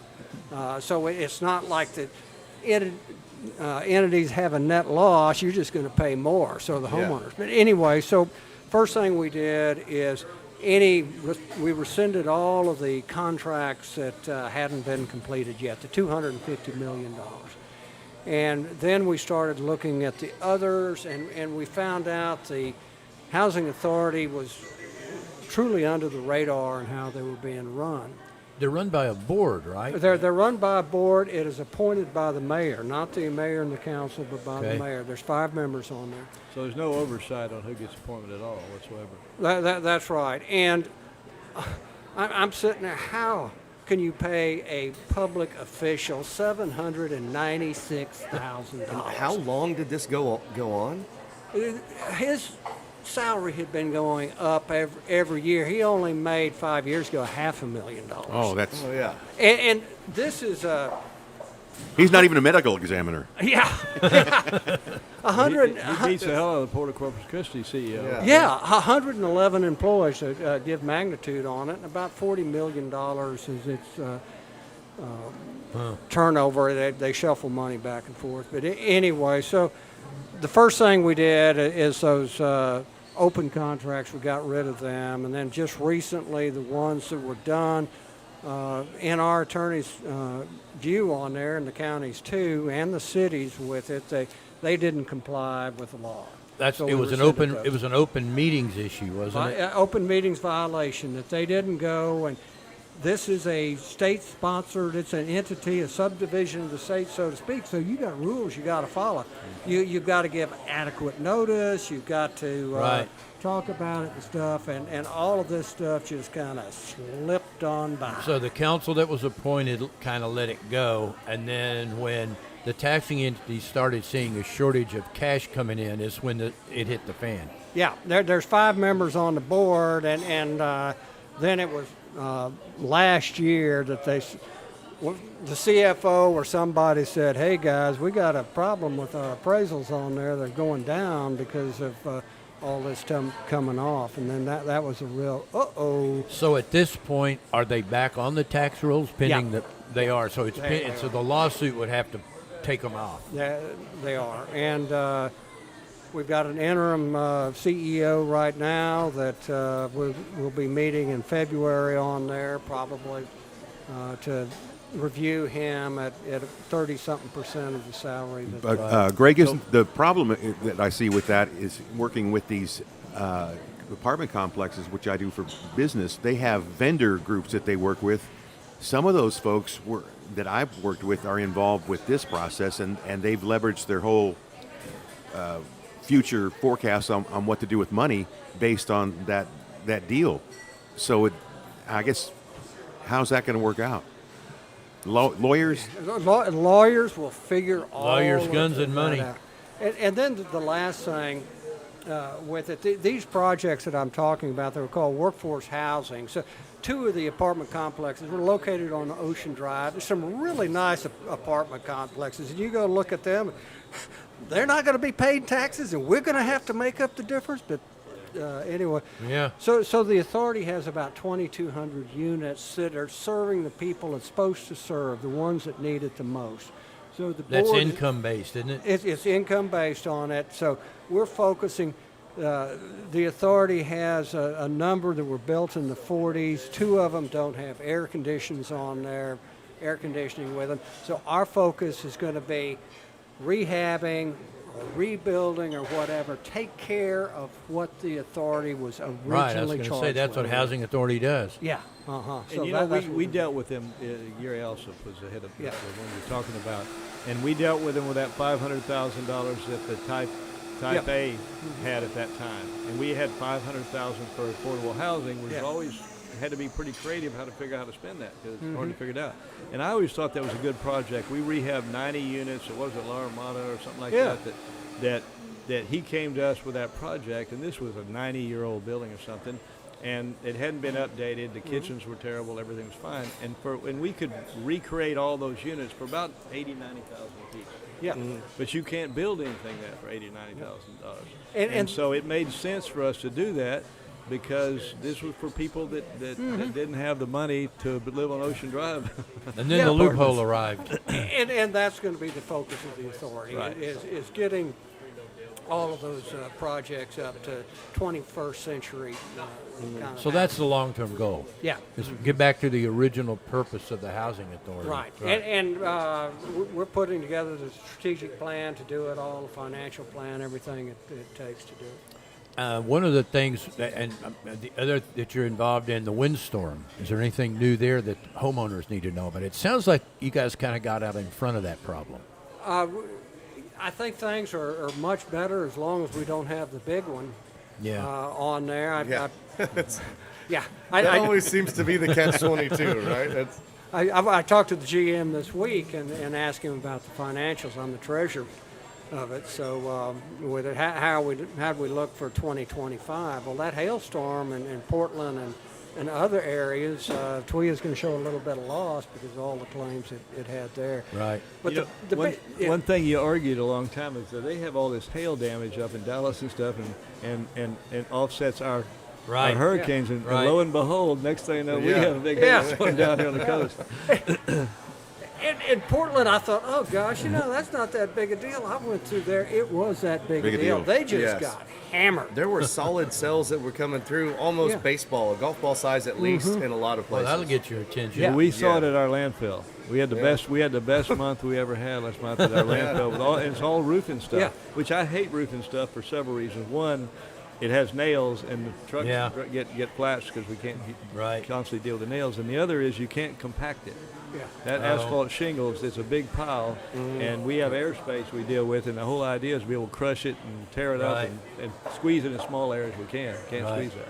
I figured, Brian, you'd get out there with a match some night and we'll compact that. Well, you guys had probably had a big year after Harvey, I guess, right? Harvey, at one time, we actually hit a peak of 20,000 tons a day. We had them coming in 2 or 3 different ways. And these giant trucks, because right after the storm, they started hauling it. I found out that they'd done some backroom deals, and these companies had gone in and worked a deal with Port Aransas and different deal that we want you all the contract on that. Right. The truck drivers then have to take it all the way out to the city landfill, which is busy doing city trash, and then the Republic, the landfill further out, and not ours. And we called them up and said, "Hey, we're ready. We can move this trash fast." And we heard y'all, a little mom and pop operation, don't have the equipment. I said, are you kidding? I just got another compact out of Belgium and a dozer out of Canada. We're ready. Yeah. And they found out after they visited us that we can put that trash in faster than everybody else put together. That was a FEMA deal, wasn't it? And here's the deal. An emergency situation, the city, as Greg knows, has to cover their trash every single day. Yeah. And we, as a Type 4, which doesn't have the stinking patricial trash, only have to cover once a week. Makes us more efficient, so we spend less of our time and money doing that. Well, and it's during an construction. Yeah, like you said, it's not the stinky, nasty stuff. They tell us once a month. And so you can get it on with some trash. I remember that. As long as you don't doesn't catch fire. Had Mount which Harvey. happens in landfills a lot. You had Mount Harvey out there at if right you're on the there, edge of on the Port way- Aransas. yeah, right next to the airport. I was about to mention that. Mount Trashmore. Yeah. That's what it was called. Yeah. How's Mount Trashmore doing today? I remember Yep. after almost a year after Harvey, I go up there to have lunch, and you had to eat with one hand and swap flies with the other. I couldn't break into Port Aransas. That was that pile of trash by the airport. And I went and talked to Jim Urban. I went and talked to the city manager, the mayor, and I said, guys, I don't care what deal you've got. I can get that trash because the truck drivers want to come to ours because it's 12 miles closer. Yeah. And we dump them faster and get them out of the way. And their money is how many loads can they do a day. Right. So they want to come there, but they weren't allowed to come there. But we took care of all of Rockport and Ramses Pass, everything north of it. What happens? That's an emergency management deal because when emergency management that I was involved with, you have to pre-set up for stuff like do that. Because if you don't, you go like, well, all these trees are down. What the hell are you going to do about it? So they have companies they contract with to pre-set this thing up. So that's what you were running into. Well, all those beautiful, huge oak trees in Rockport that were blown over. Yeah. And they had to haul them off. Of course, nobody wants them because they're hard to put in a landfill. So we got a TCQ that allowed us to put them on our property now, my property next door, and they sat there for 2 years. And we tried, firewood. and I couldn't stand the fact that they were going to be ground up and buried. And I tried everybody. I tried those people that make the little oak pellets for your barbecue pit. Yeah. They didn't want them. Nobody wanted them. 2 years later, the TCQ said, burn them. And we burned them. But you could took a long time to burn put them in the all oak of the trees. trailer houses that were stuck over in Beeville and burn them all in one big pile. Whatever happened to those? Did anybody ever hear? They had the formaldehyde in the inside. Yeah. They did. They had forgot about formaldehyde. that. Yeah. They were sitting there the last time I heard, but 1,500 of them or something like that. Well, we talked about water earlier. I did want to mention that we've actually got water wells at Billish Park now. We do. And a reservoir. And a tank. Yep. It's They got. I went over there yesterday and got pictures. They signed a deal, and they, being the POA, signed a deal with the city in 2018 to maintain the park, and the city would give free water. But then a drought came along, and you can't water. So the Sticker Burrs won that fight and came back. So the city has been going back and forth in the POA trying to come up with a plan. And if they were going, it's ironic because back in, I want to say 2010 or 11, when they were first starting to redo Billish Park, the plan was water wells. Yeah. And they were going to do a pond. And now, after all of the things that have happened, we're back to square one. But instead of a pond, we're doing 4 water wells and a tank. And now the holdup right now is the wells are in, the tank is in, the electrical system, it turns out, was some point in the past hit by lightning. Oh no! And so they went in to power the thing up, and the circuits are blown or something's not right. So they've got to redo the electrical. But it is coming online. It's Yeah. So and there you got a skate park coming in there. It's one of the things that ISAC has been dealing with. So our parks are coming around. We've got 49 acres of parks and about, I don't know, maybe 10 acres right now are usable.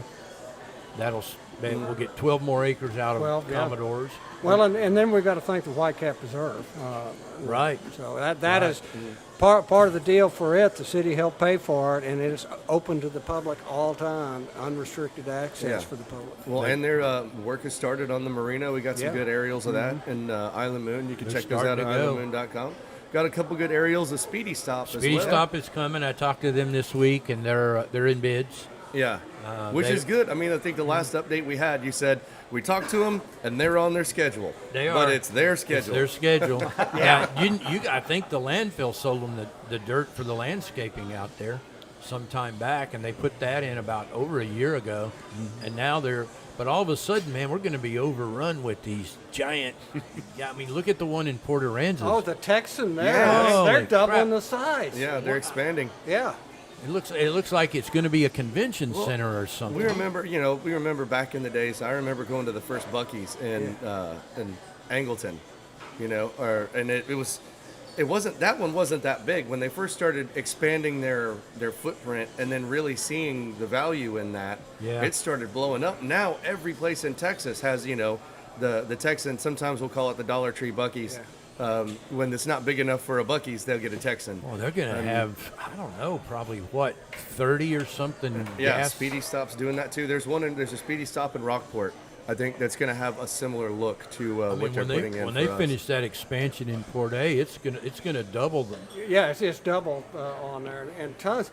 Here's the funny thing: I was filling up a piece of equipment about 6 months ago, and I go there, and the Circle K, or Stripes, or whatever, right there was 30 cents cheaper. And I look over the Speedy or the Texan. I look over at the Texan. It's full of people there. Yeah. And it's on the incoming side of the road. Yeah. Yeah, we go over there a lot, and that place is busy. And what the thing that gets me about Buc-ee's is if you're old enough and you went down Route 66, you'd see Stuckey's. Yeah. So Yeah. Stuckey's was the original one that you're like, oh, let's get a Yeah. walnut roll or Roll, whatever. Yeah. uh-huh. And that was, I think, Ice cream. Yeah. Yeah. You'd look forward to that. They were everywhere. You'd look forward to the two-headed calf, in the next thing, or the bearded lady, or you whatever. leave one and of then it those was the pecan Stuckey's. rolls in the back window, and you have to trade the car in. Yeah. Well, that was when you were looking to see where you had gone, because you were facing backwards in the station wagon. Well, Yeah, Greg, that's- have you seen how's the winter Texan crop this year in Port Slow. Aransas? It's one of the slowest since 2010, 2011. Really? Any idea why? Well, you got a little bit of Canadian influence on there. There's a bit of that boycott. They're kind of mad at us. Yeah. So, I bet they're cold though. yeah. But they're Yeah, ta- it we're serves them taking right. Yeah. We're taking cutting out one of the new bridges. I heard yesterday or the day before. But I've seen them here. We've seen them. Nick and I were talking about. We see them at the dog park, and I see it in the number of newspapers that go off the rack and where they go. Arriving a little bit later too. I think that's another thing. This is literally the peak. The mid-February Yeah. is the height of the season. So what we see now is what we've got. But yeah, they were slow coming in. January was disappointingly slow, and what I saw, the summer market was good, which really stretches into November, but Yeah. it's that Midwestern winter Texan market. But now we've got only 2, maybe 3 weeks till spring break, and all the winter Texans bail out. And we've got 2 weeks until Barefoot Mardi Gras on the 28th. Well, now Yeah. So that's that'll some be fun. Yes, Yeah. so stay tuned to Island Moon Live. We'll be broadcasting live from Barefoot. We're setting all that up and actually trying to see if we can get some TV coverage as well. So We're going to set up on the seawall for that on the 28th. But we'll have the winter Texans will stick around for Oh, that. they will. We'll have, Yeah. We'll have a bunch of those at the Big Shell cleanup. We have our cleanups Yes. happening the same morning, and you'll see folks out there. They're be wearing shorts, and Right. like, oh, it's just like it's Yeah. 55. Yeah. It's When like- we had that it's a sunny day. that cold snap that it was 30 degrees, they're wearing shorts because Yeah. it was sunny outside. No, like we're looking forward to that. That's the Big Shell cleanup. It happens on every year at the same time, February 28th. Get there early, and then you can do the Mardi Gras afterwards. And remember, Mardi Gras, you actually go through Lent before the actual parade. Yeah, so that's you going to be be an careful issue, what you so give up. Don't give up parades for Mardi Gras And or don't give Lent, up, or you'll miss beach the Mardi cleaning. Gras parade. Yeah. So and we're speaking gonna- of Barefoot Mardi Gras, there will be people out there throwing different hats and stickers and koozies and everything. And if you need any kind of promotional products, you need to reach out to Ted at Impact Marketing. They're over off of 423 Shathel Street downtown.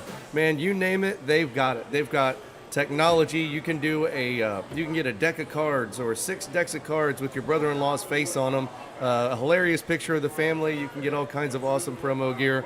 You can reach them at 887-9300. They've got safety gear. They've got screen printing. They've got embroidery, hats, you name it, and all these things that you don't even know about. Cups.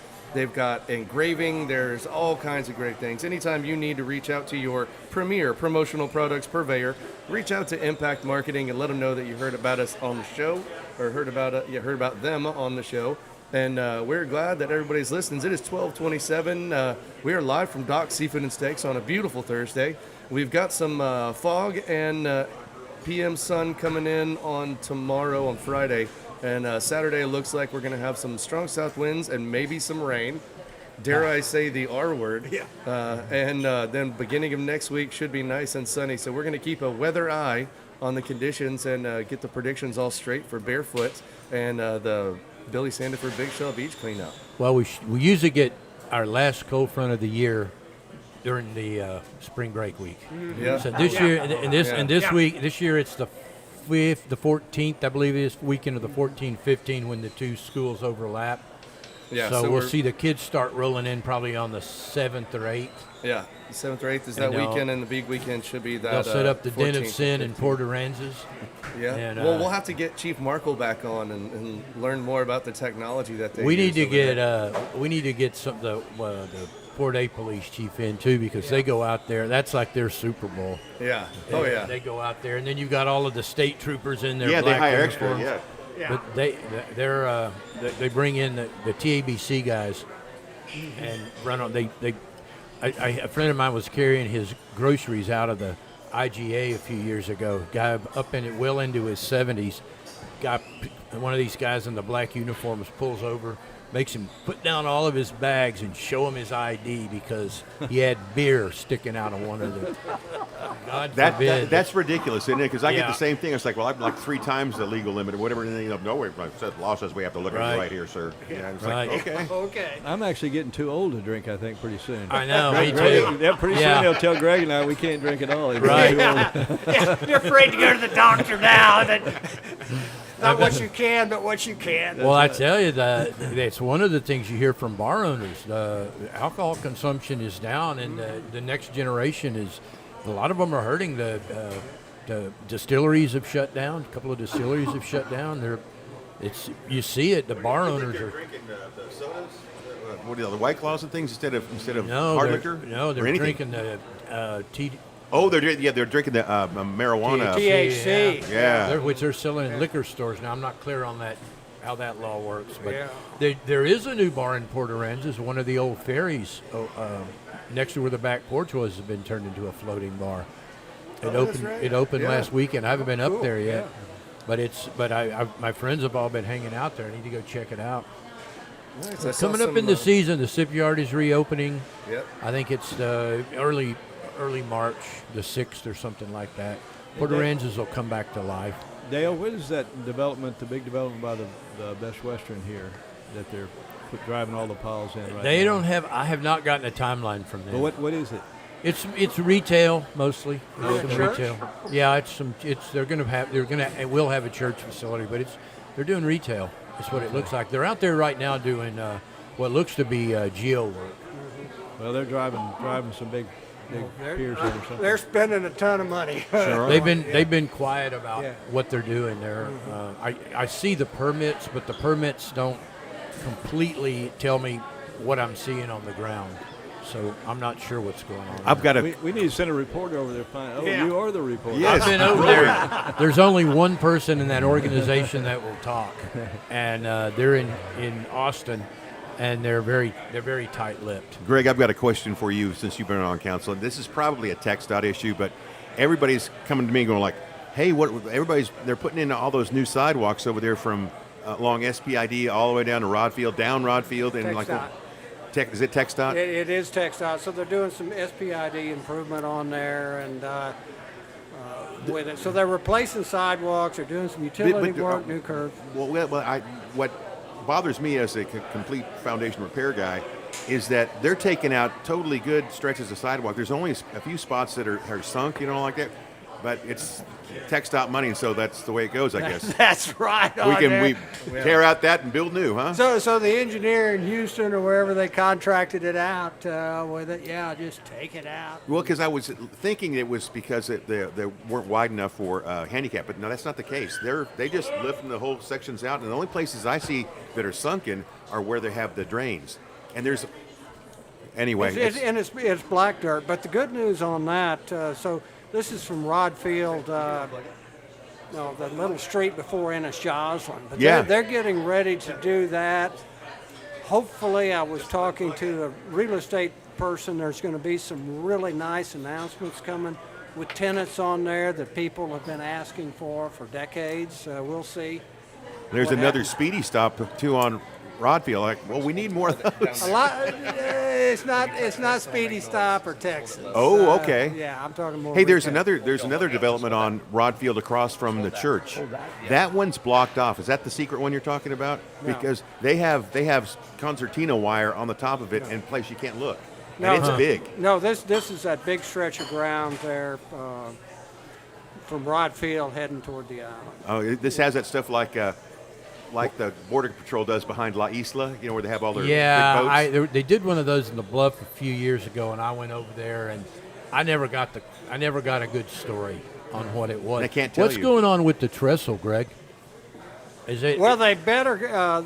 They have to have a contract by October, or $11 million from the state vanishes. October. With it. They were 60% design about 3 months ago, with the goal in March to be at 90% design. So it's very much like the mobility plan here on the island. Guys, you better get after it or it's gone. Well, that's kind of a big deal, right? It's mostly for recreational use. Yeah, so it would tie the bluff into the Oso Nature Preserve on there, and then it would give walking trails, add a couple of miles of trails to it for hiking, and then, the bluff is so different than the other side. Yeah. On the other side, you have the blackland environment, mesquite trees on there, and, Right. and different grasses. In the bluff, you have more of oaks and sand and things. And there on the bluff side too, that the some 45 acres adjacent to it has a conservation easement on there.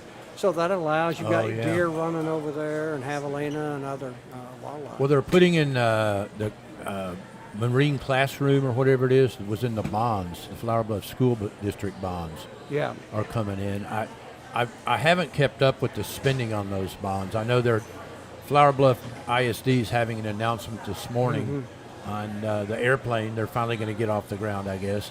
Yeah. Well, the students built the airplane. I don't know who's going to be flying it.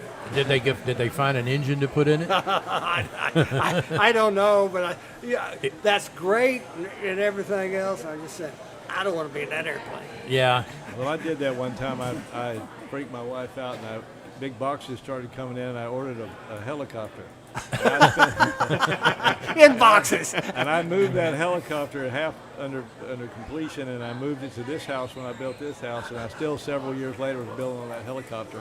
And after about 6-7 years, I decided I do not want to fly anything that I built. Yeah. And we actually fired it up, and I flew it 1 foot off the ground, but would not dare to go more than 1 foot off the ground. I put it back up, sold it to some guy in Oklahoma, and prayed for him. He's using it to herd cattle. Yeah. And Brian's a classic guy, so the first thing he did is, I don't need these instructions. I never knew it was going to be that complicated, to tell you the truth. There was thousands and thousands of special aircraft parts that had to go together. Of all the things I would not want to try to build, a helicopter would be pretty close to the top of the list. I can't even do IKEA furniture. It takes me forever. Well, at least if your airplane engine quits, you can glide a little ways. Right, that's right. A helicopter, it's like a bumblebee.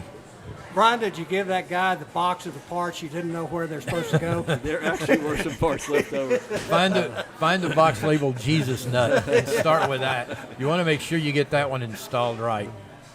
Well, so the Flower Bluff, I've noticed that, man, every time I look at a council meeting, there's zoning over there. There's a lot of development going on in the Bluff. Yeah, It looks like it's changing. It is. There are some big developments. There are some small developments on there. It's because of the school district. being on council, you really see that. So you take the Bluff and London with it. Anybody with Right. kids, that's where they want to go. Wow. So it is changing. The traffic is much more. Flower Bluff has an area development plan, and I always encourage the current leadership to follow the ADP, because like the island development plan, it was really put together with the people's input. Right. Because the Bluff is very different.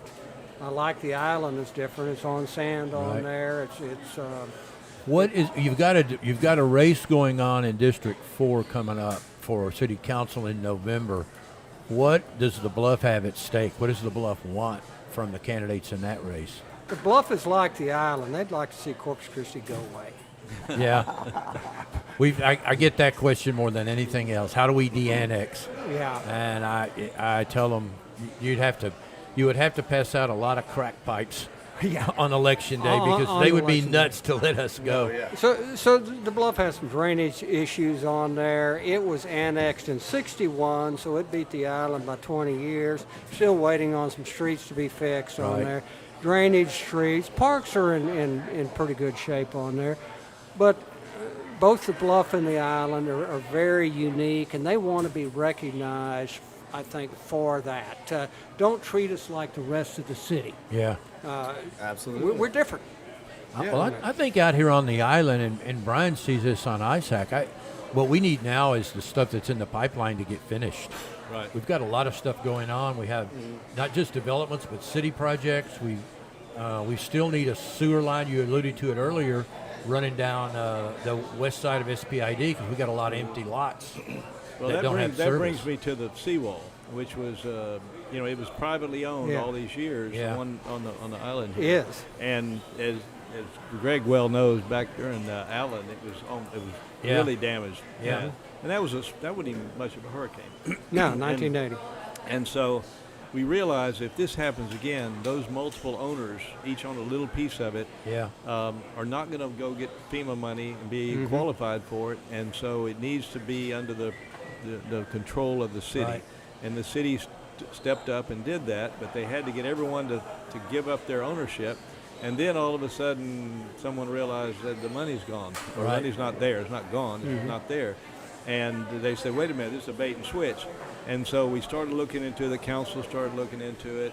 And actually, Carolyn Vaughn really brought it up in a TERS meeting, that Yeah. how can we consider this, add more money to the county project, Briscoe King, when we don't know if we got the money for the seawall. Right.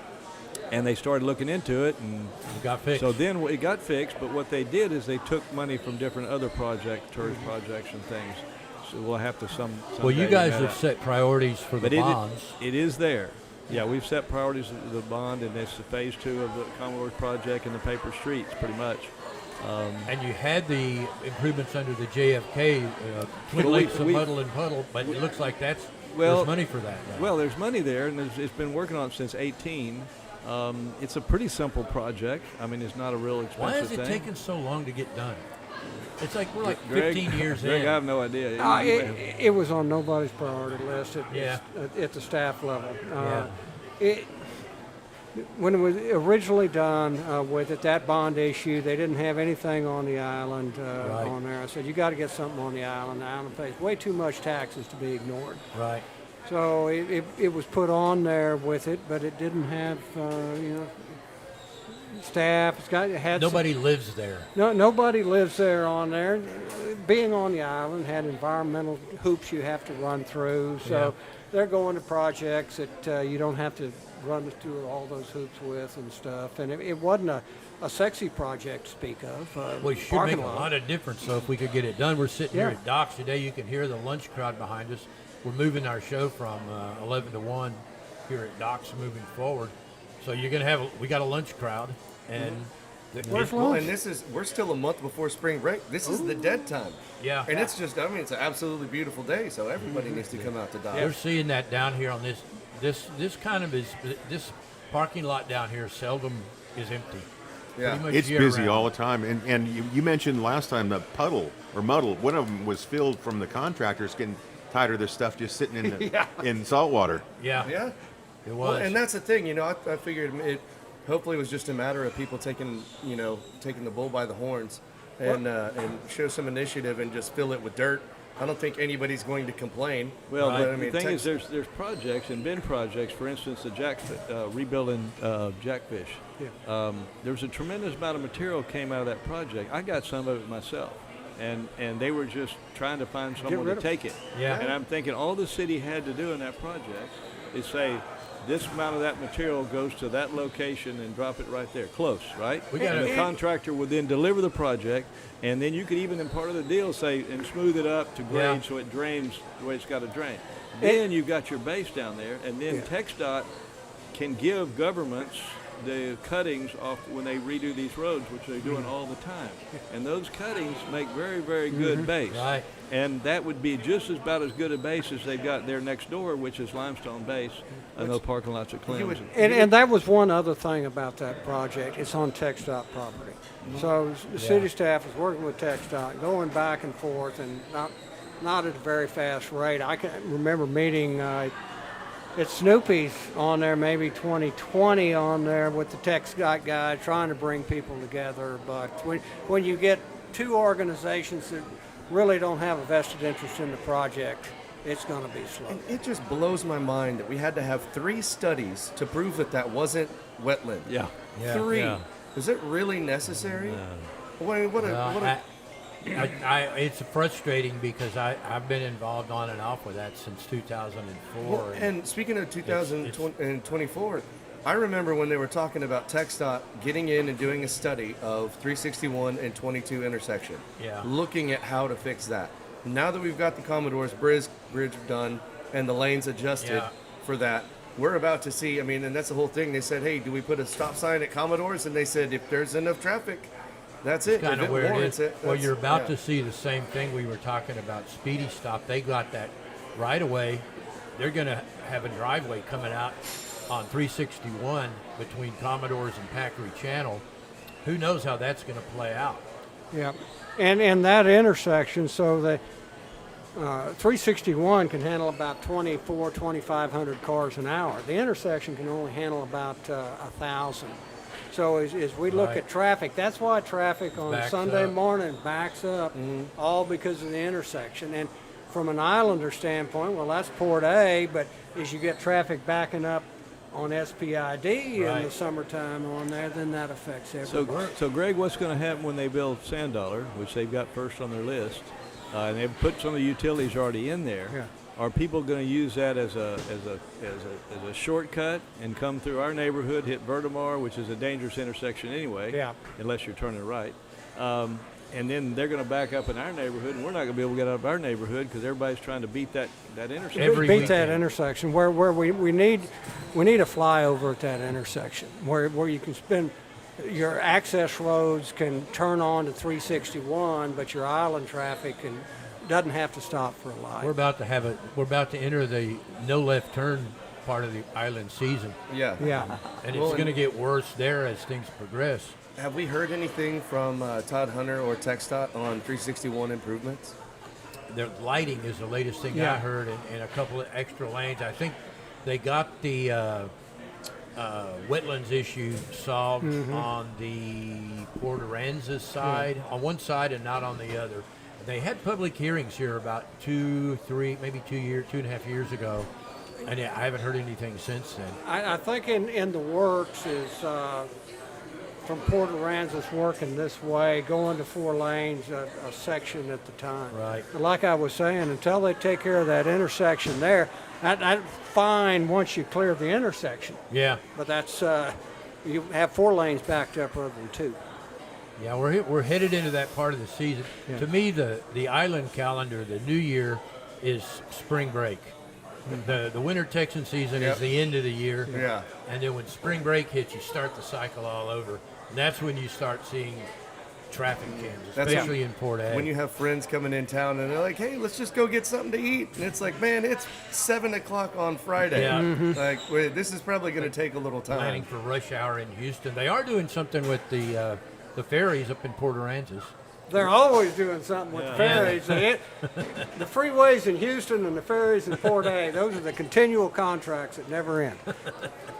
They are adding some capacity from what I saw there the other day. I think Port Aransas. When does the big season hit there? Is it Sandfest. Sandfest. So once we get Sandfest on there, That things makes sense. really start picking up. That's April, right? Is it- That's April. With it. So Easter and Sandfest. That's when we see our Texans coming into the park. Come the 1st of April. And then we've got July 4th fireworks. Oh, We yeah. got Nick Colosi with us. Not here unless we today. get money. So where are we, Nick? Are we going to put some fire in the sky? Well, we're pretty close to it. We got our down payment, thanks to Valero, who came through, and Thank we you. got that. Thank you, Valero. Thank you, Valero. We've got $7,000 in the bank right now. We need another $7,000 by the 4th of July. So the thing, we've got the contract signed. We're at the top of the list. Got all that. Right now, we just need more money with that. So if Nick, anybody's let's go listening, these new developments. Start tracking some of those people down and There ask you if go. they want to kick in a little bit. And There see you if go. They will. The Yeah. community. well, you've got the POA announcements going out here in about 2 weeks. No, they're already out. Oh, they are? Yeah, the CAMC had the letter in that, and then 2 days ago they put out a separate letter, with the letter saying to donate to the 4th of July. So the thing is, it's out there, which is hopefully Well, they don't send out ballots anymore. They used to put No. it in the ballot envelope. no, it came out with the CAMC announcement. So that, So- and right now the same thing is if to make a check out to Island Blast, drop it off at the POA or mail it to the POA. They're helping us just as a drop site. They're not in charge of the thing, or go to GoFundMe if you want to use a credit or a debit card. And so $7,000 to go. That's a little ahead of schedule. All right, well, we need help. So we need to put in an 8-line parlor. Make a little money.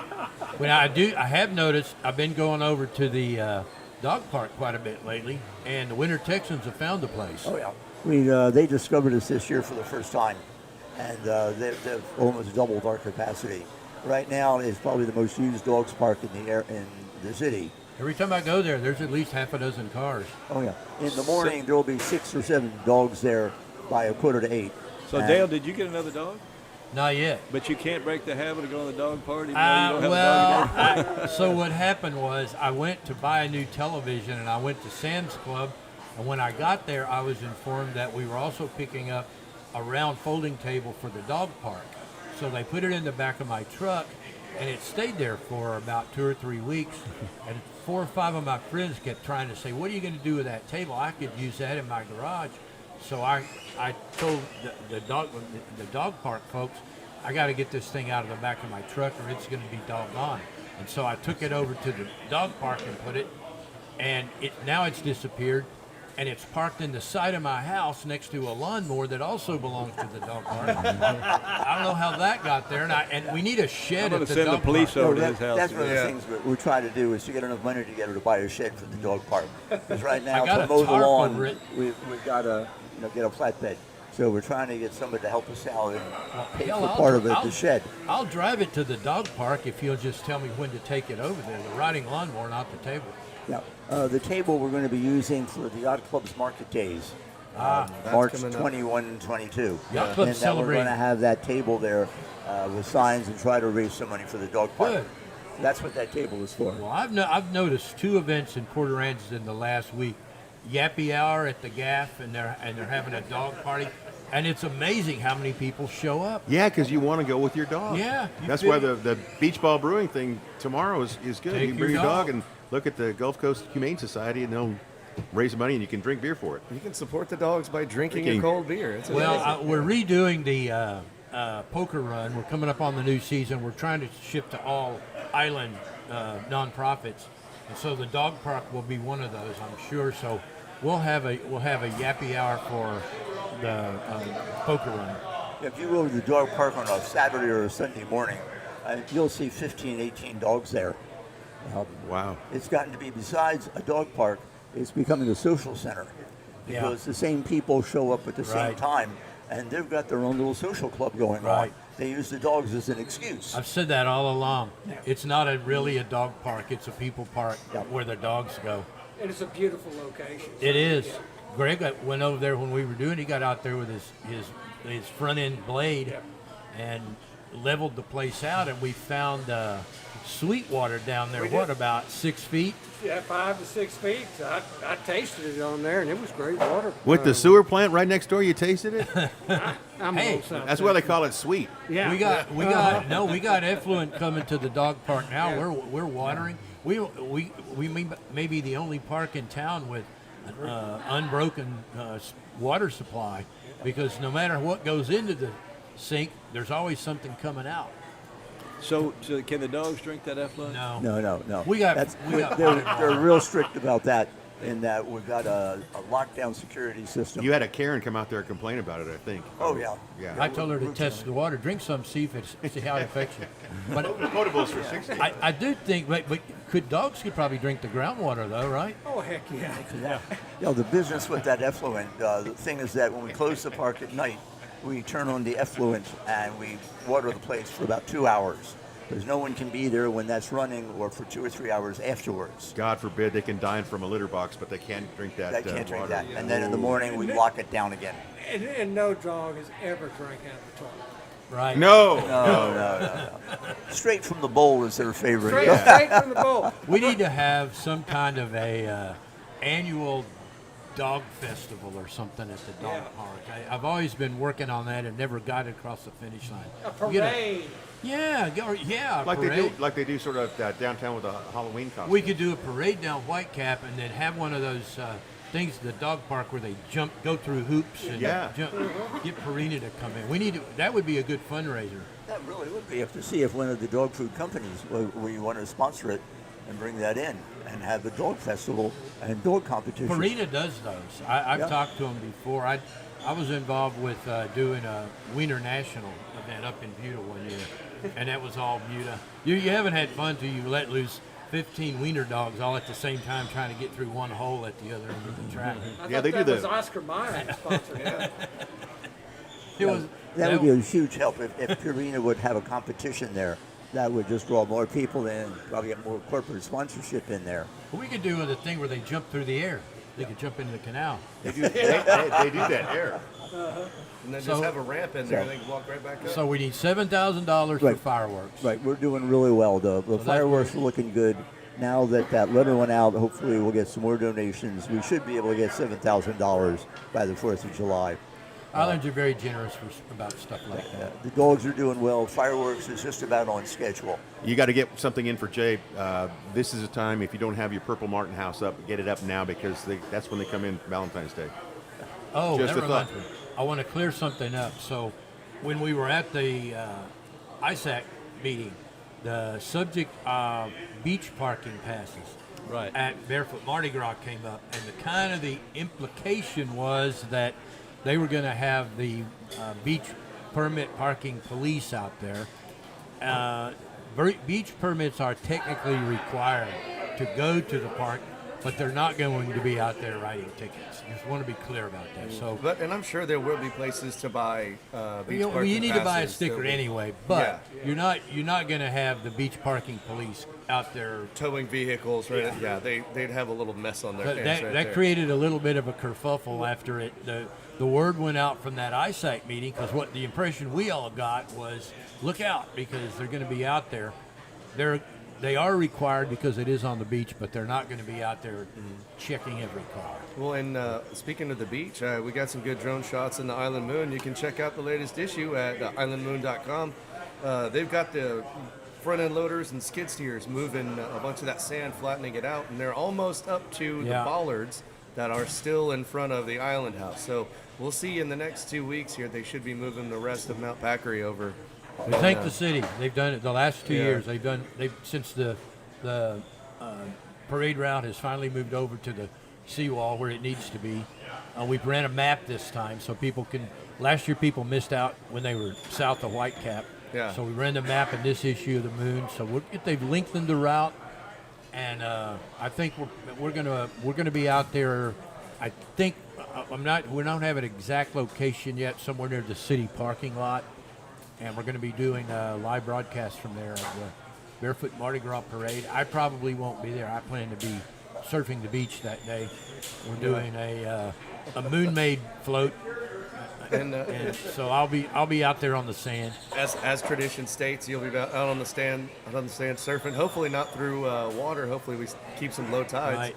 But speaking of monumentous occasions, around this time, 15 years ago, the first color issue of the Moon came out. It did, and I found a picture of me and myself and Mike Ellis holding up the first issue. The thing that struck me was how wide that thing was. Yeah. The paper was 26, 27 inches wide, and you can't print those anymore. So we're kind of at the point now to where we went that was in 2011, and Mike passed away not long after that, and then the January 2012 was when we went weekly. Yeah, it's Going color was a big deal for us.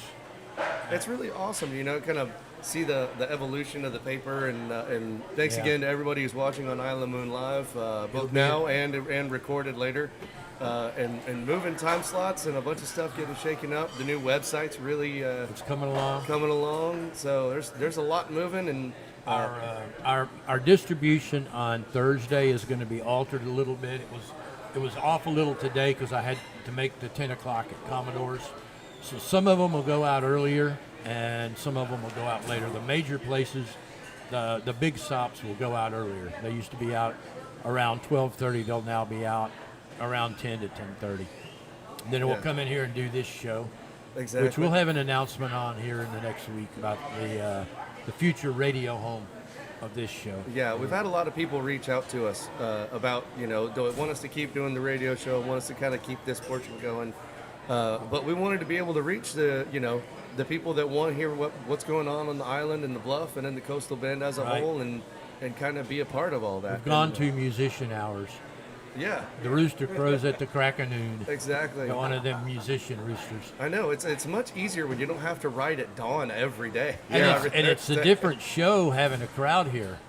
Yeah. I've noticed that it's a little different vibe than when we're in a more or less empty Less place in the grackles. morning. Yeah. You got a good lunch crowd here, and we're not even in the height of the season. Yeah. So maybe they'll do a lunch special as we move forward. Yeah, we'll get something set My up. phone lit up this morning when we weren't on at our normal 7 to 9 hour. People call, what's going on? The wrong show was on. Well, that's now the right show. I did a post on Facebook as well, or on YouTube as well, saying that, hey guys, I'm just letting you know, we are going to be from 11 to 1.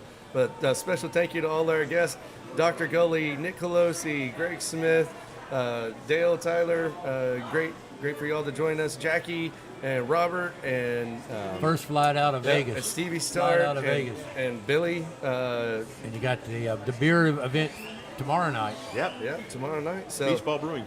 Thanks again to all our friends for watching, and we will see y'all soon.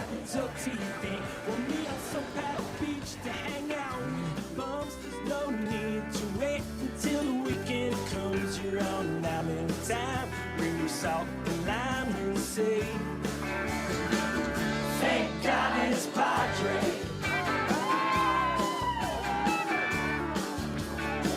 Thank God it's Padre.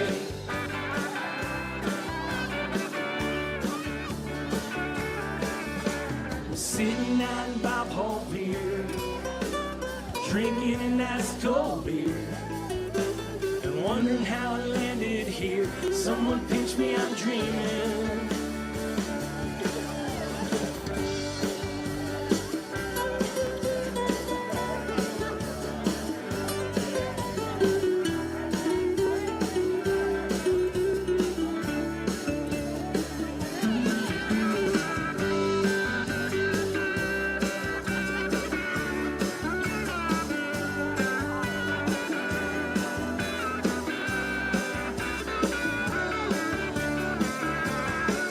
Still sitting out in Bob Hall Pier and nursing this lukewarm beer.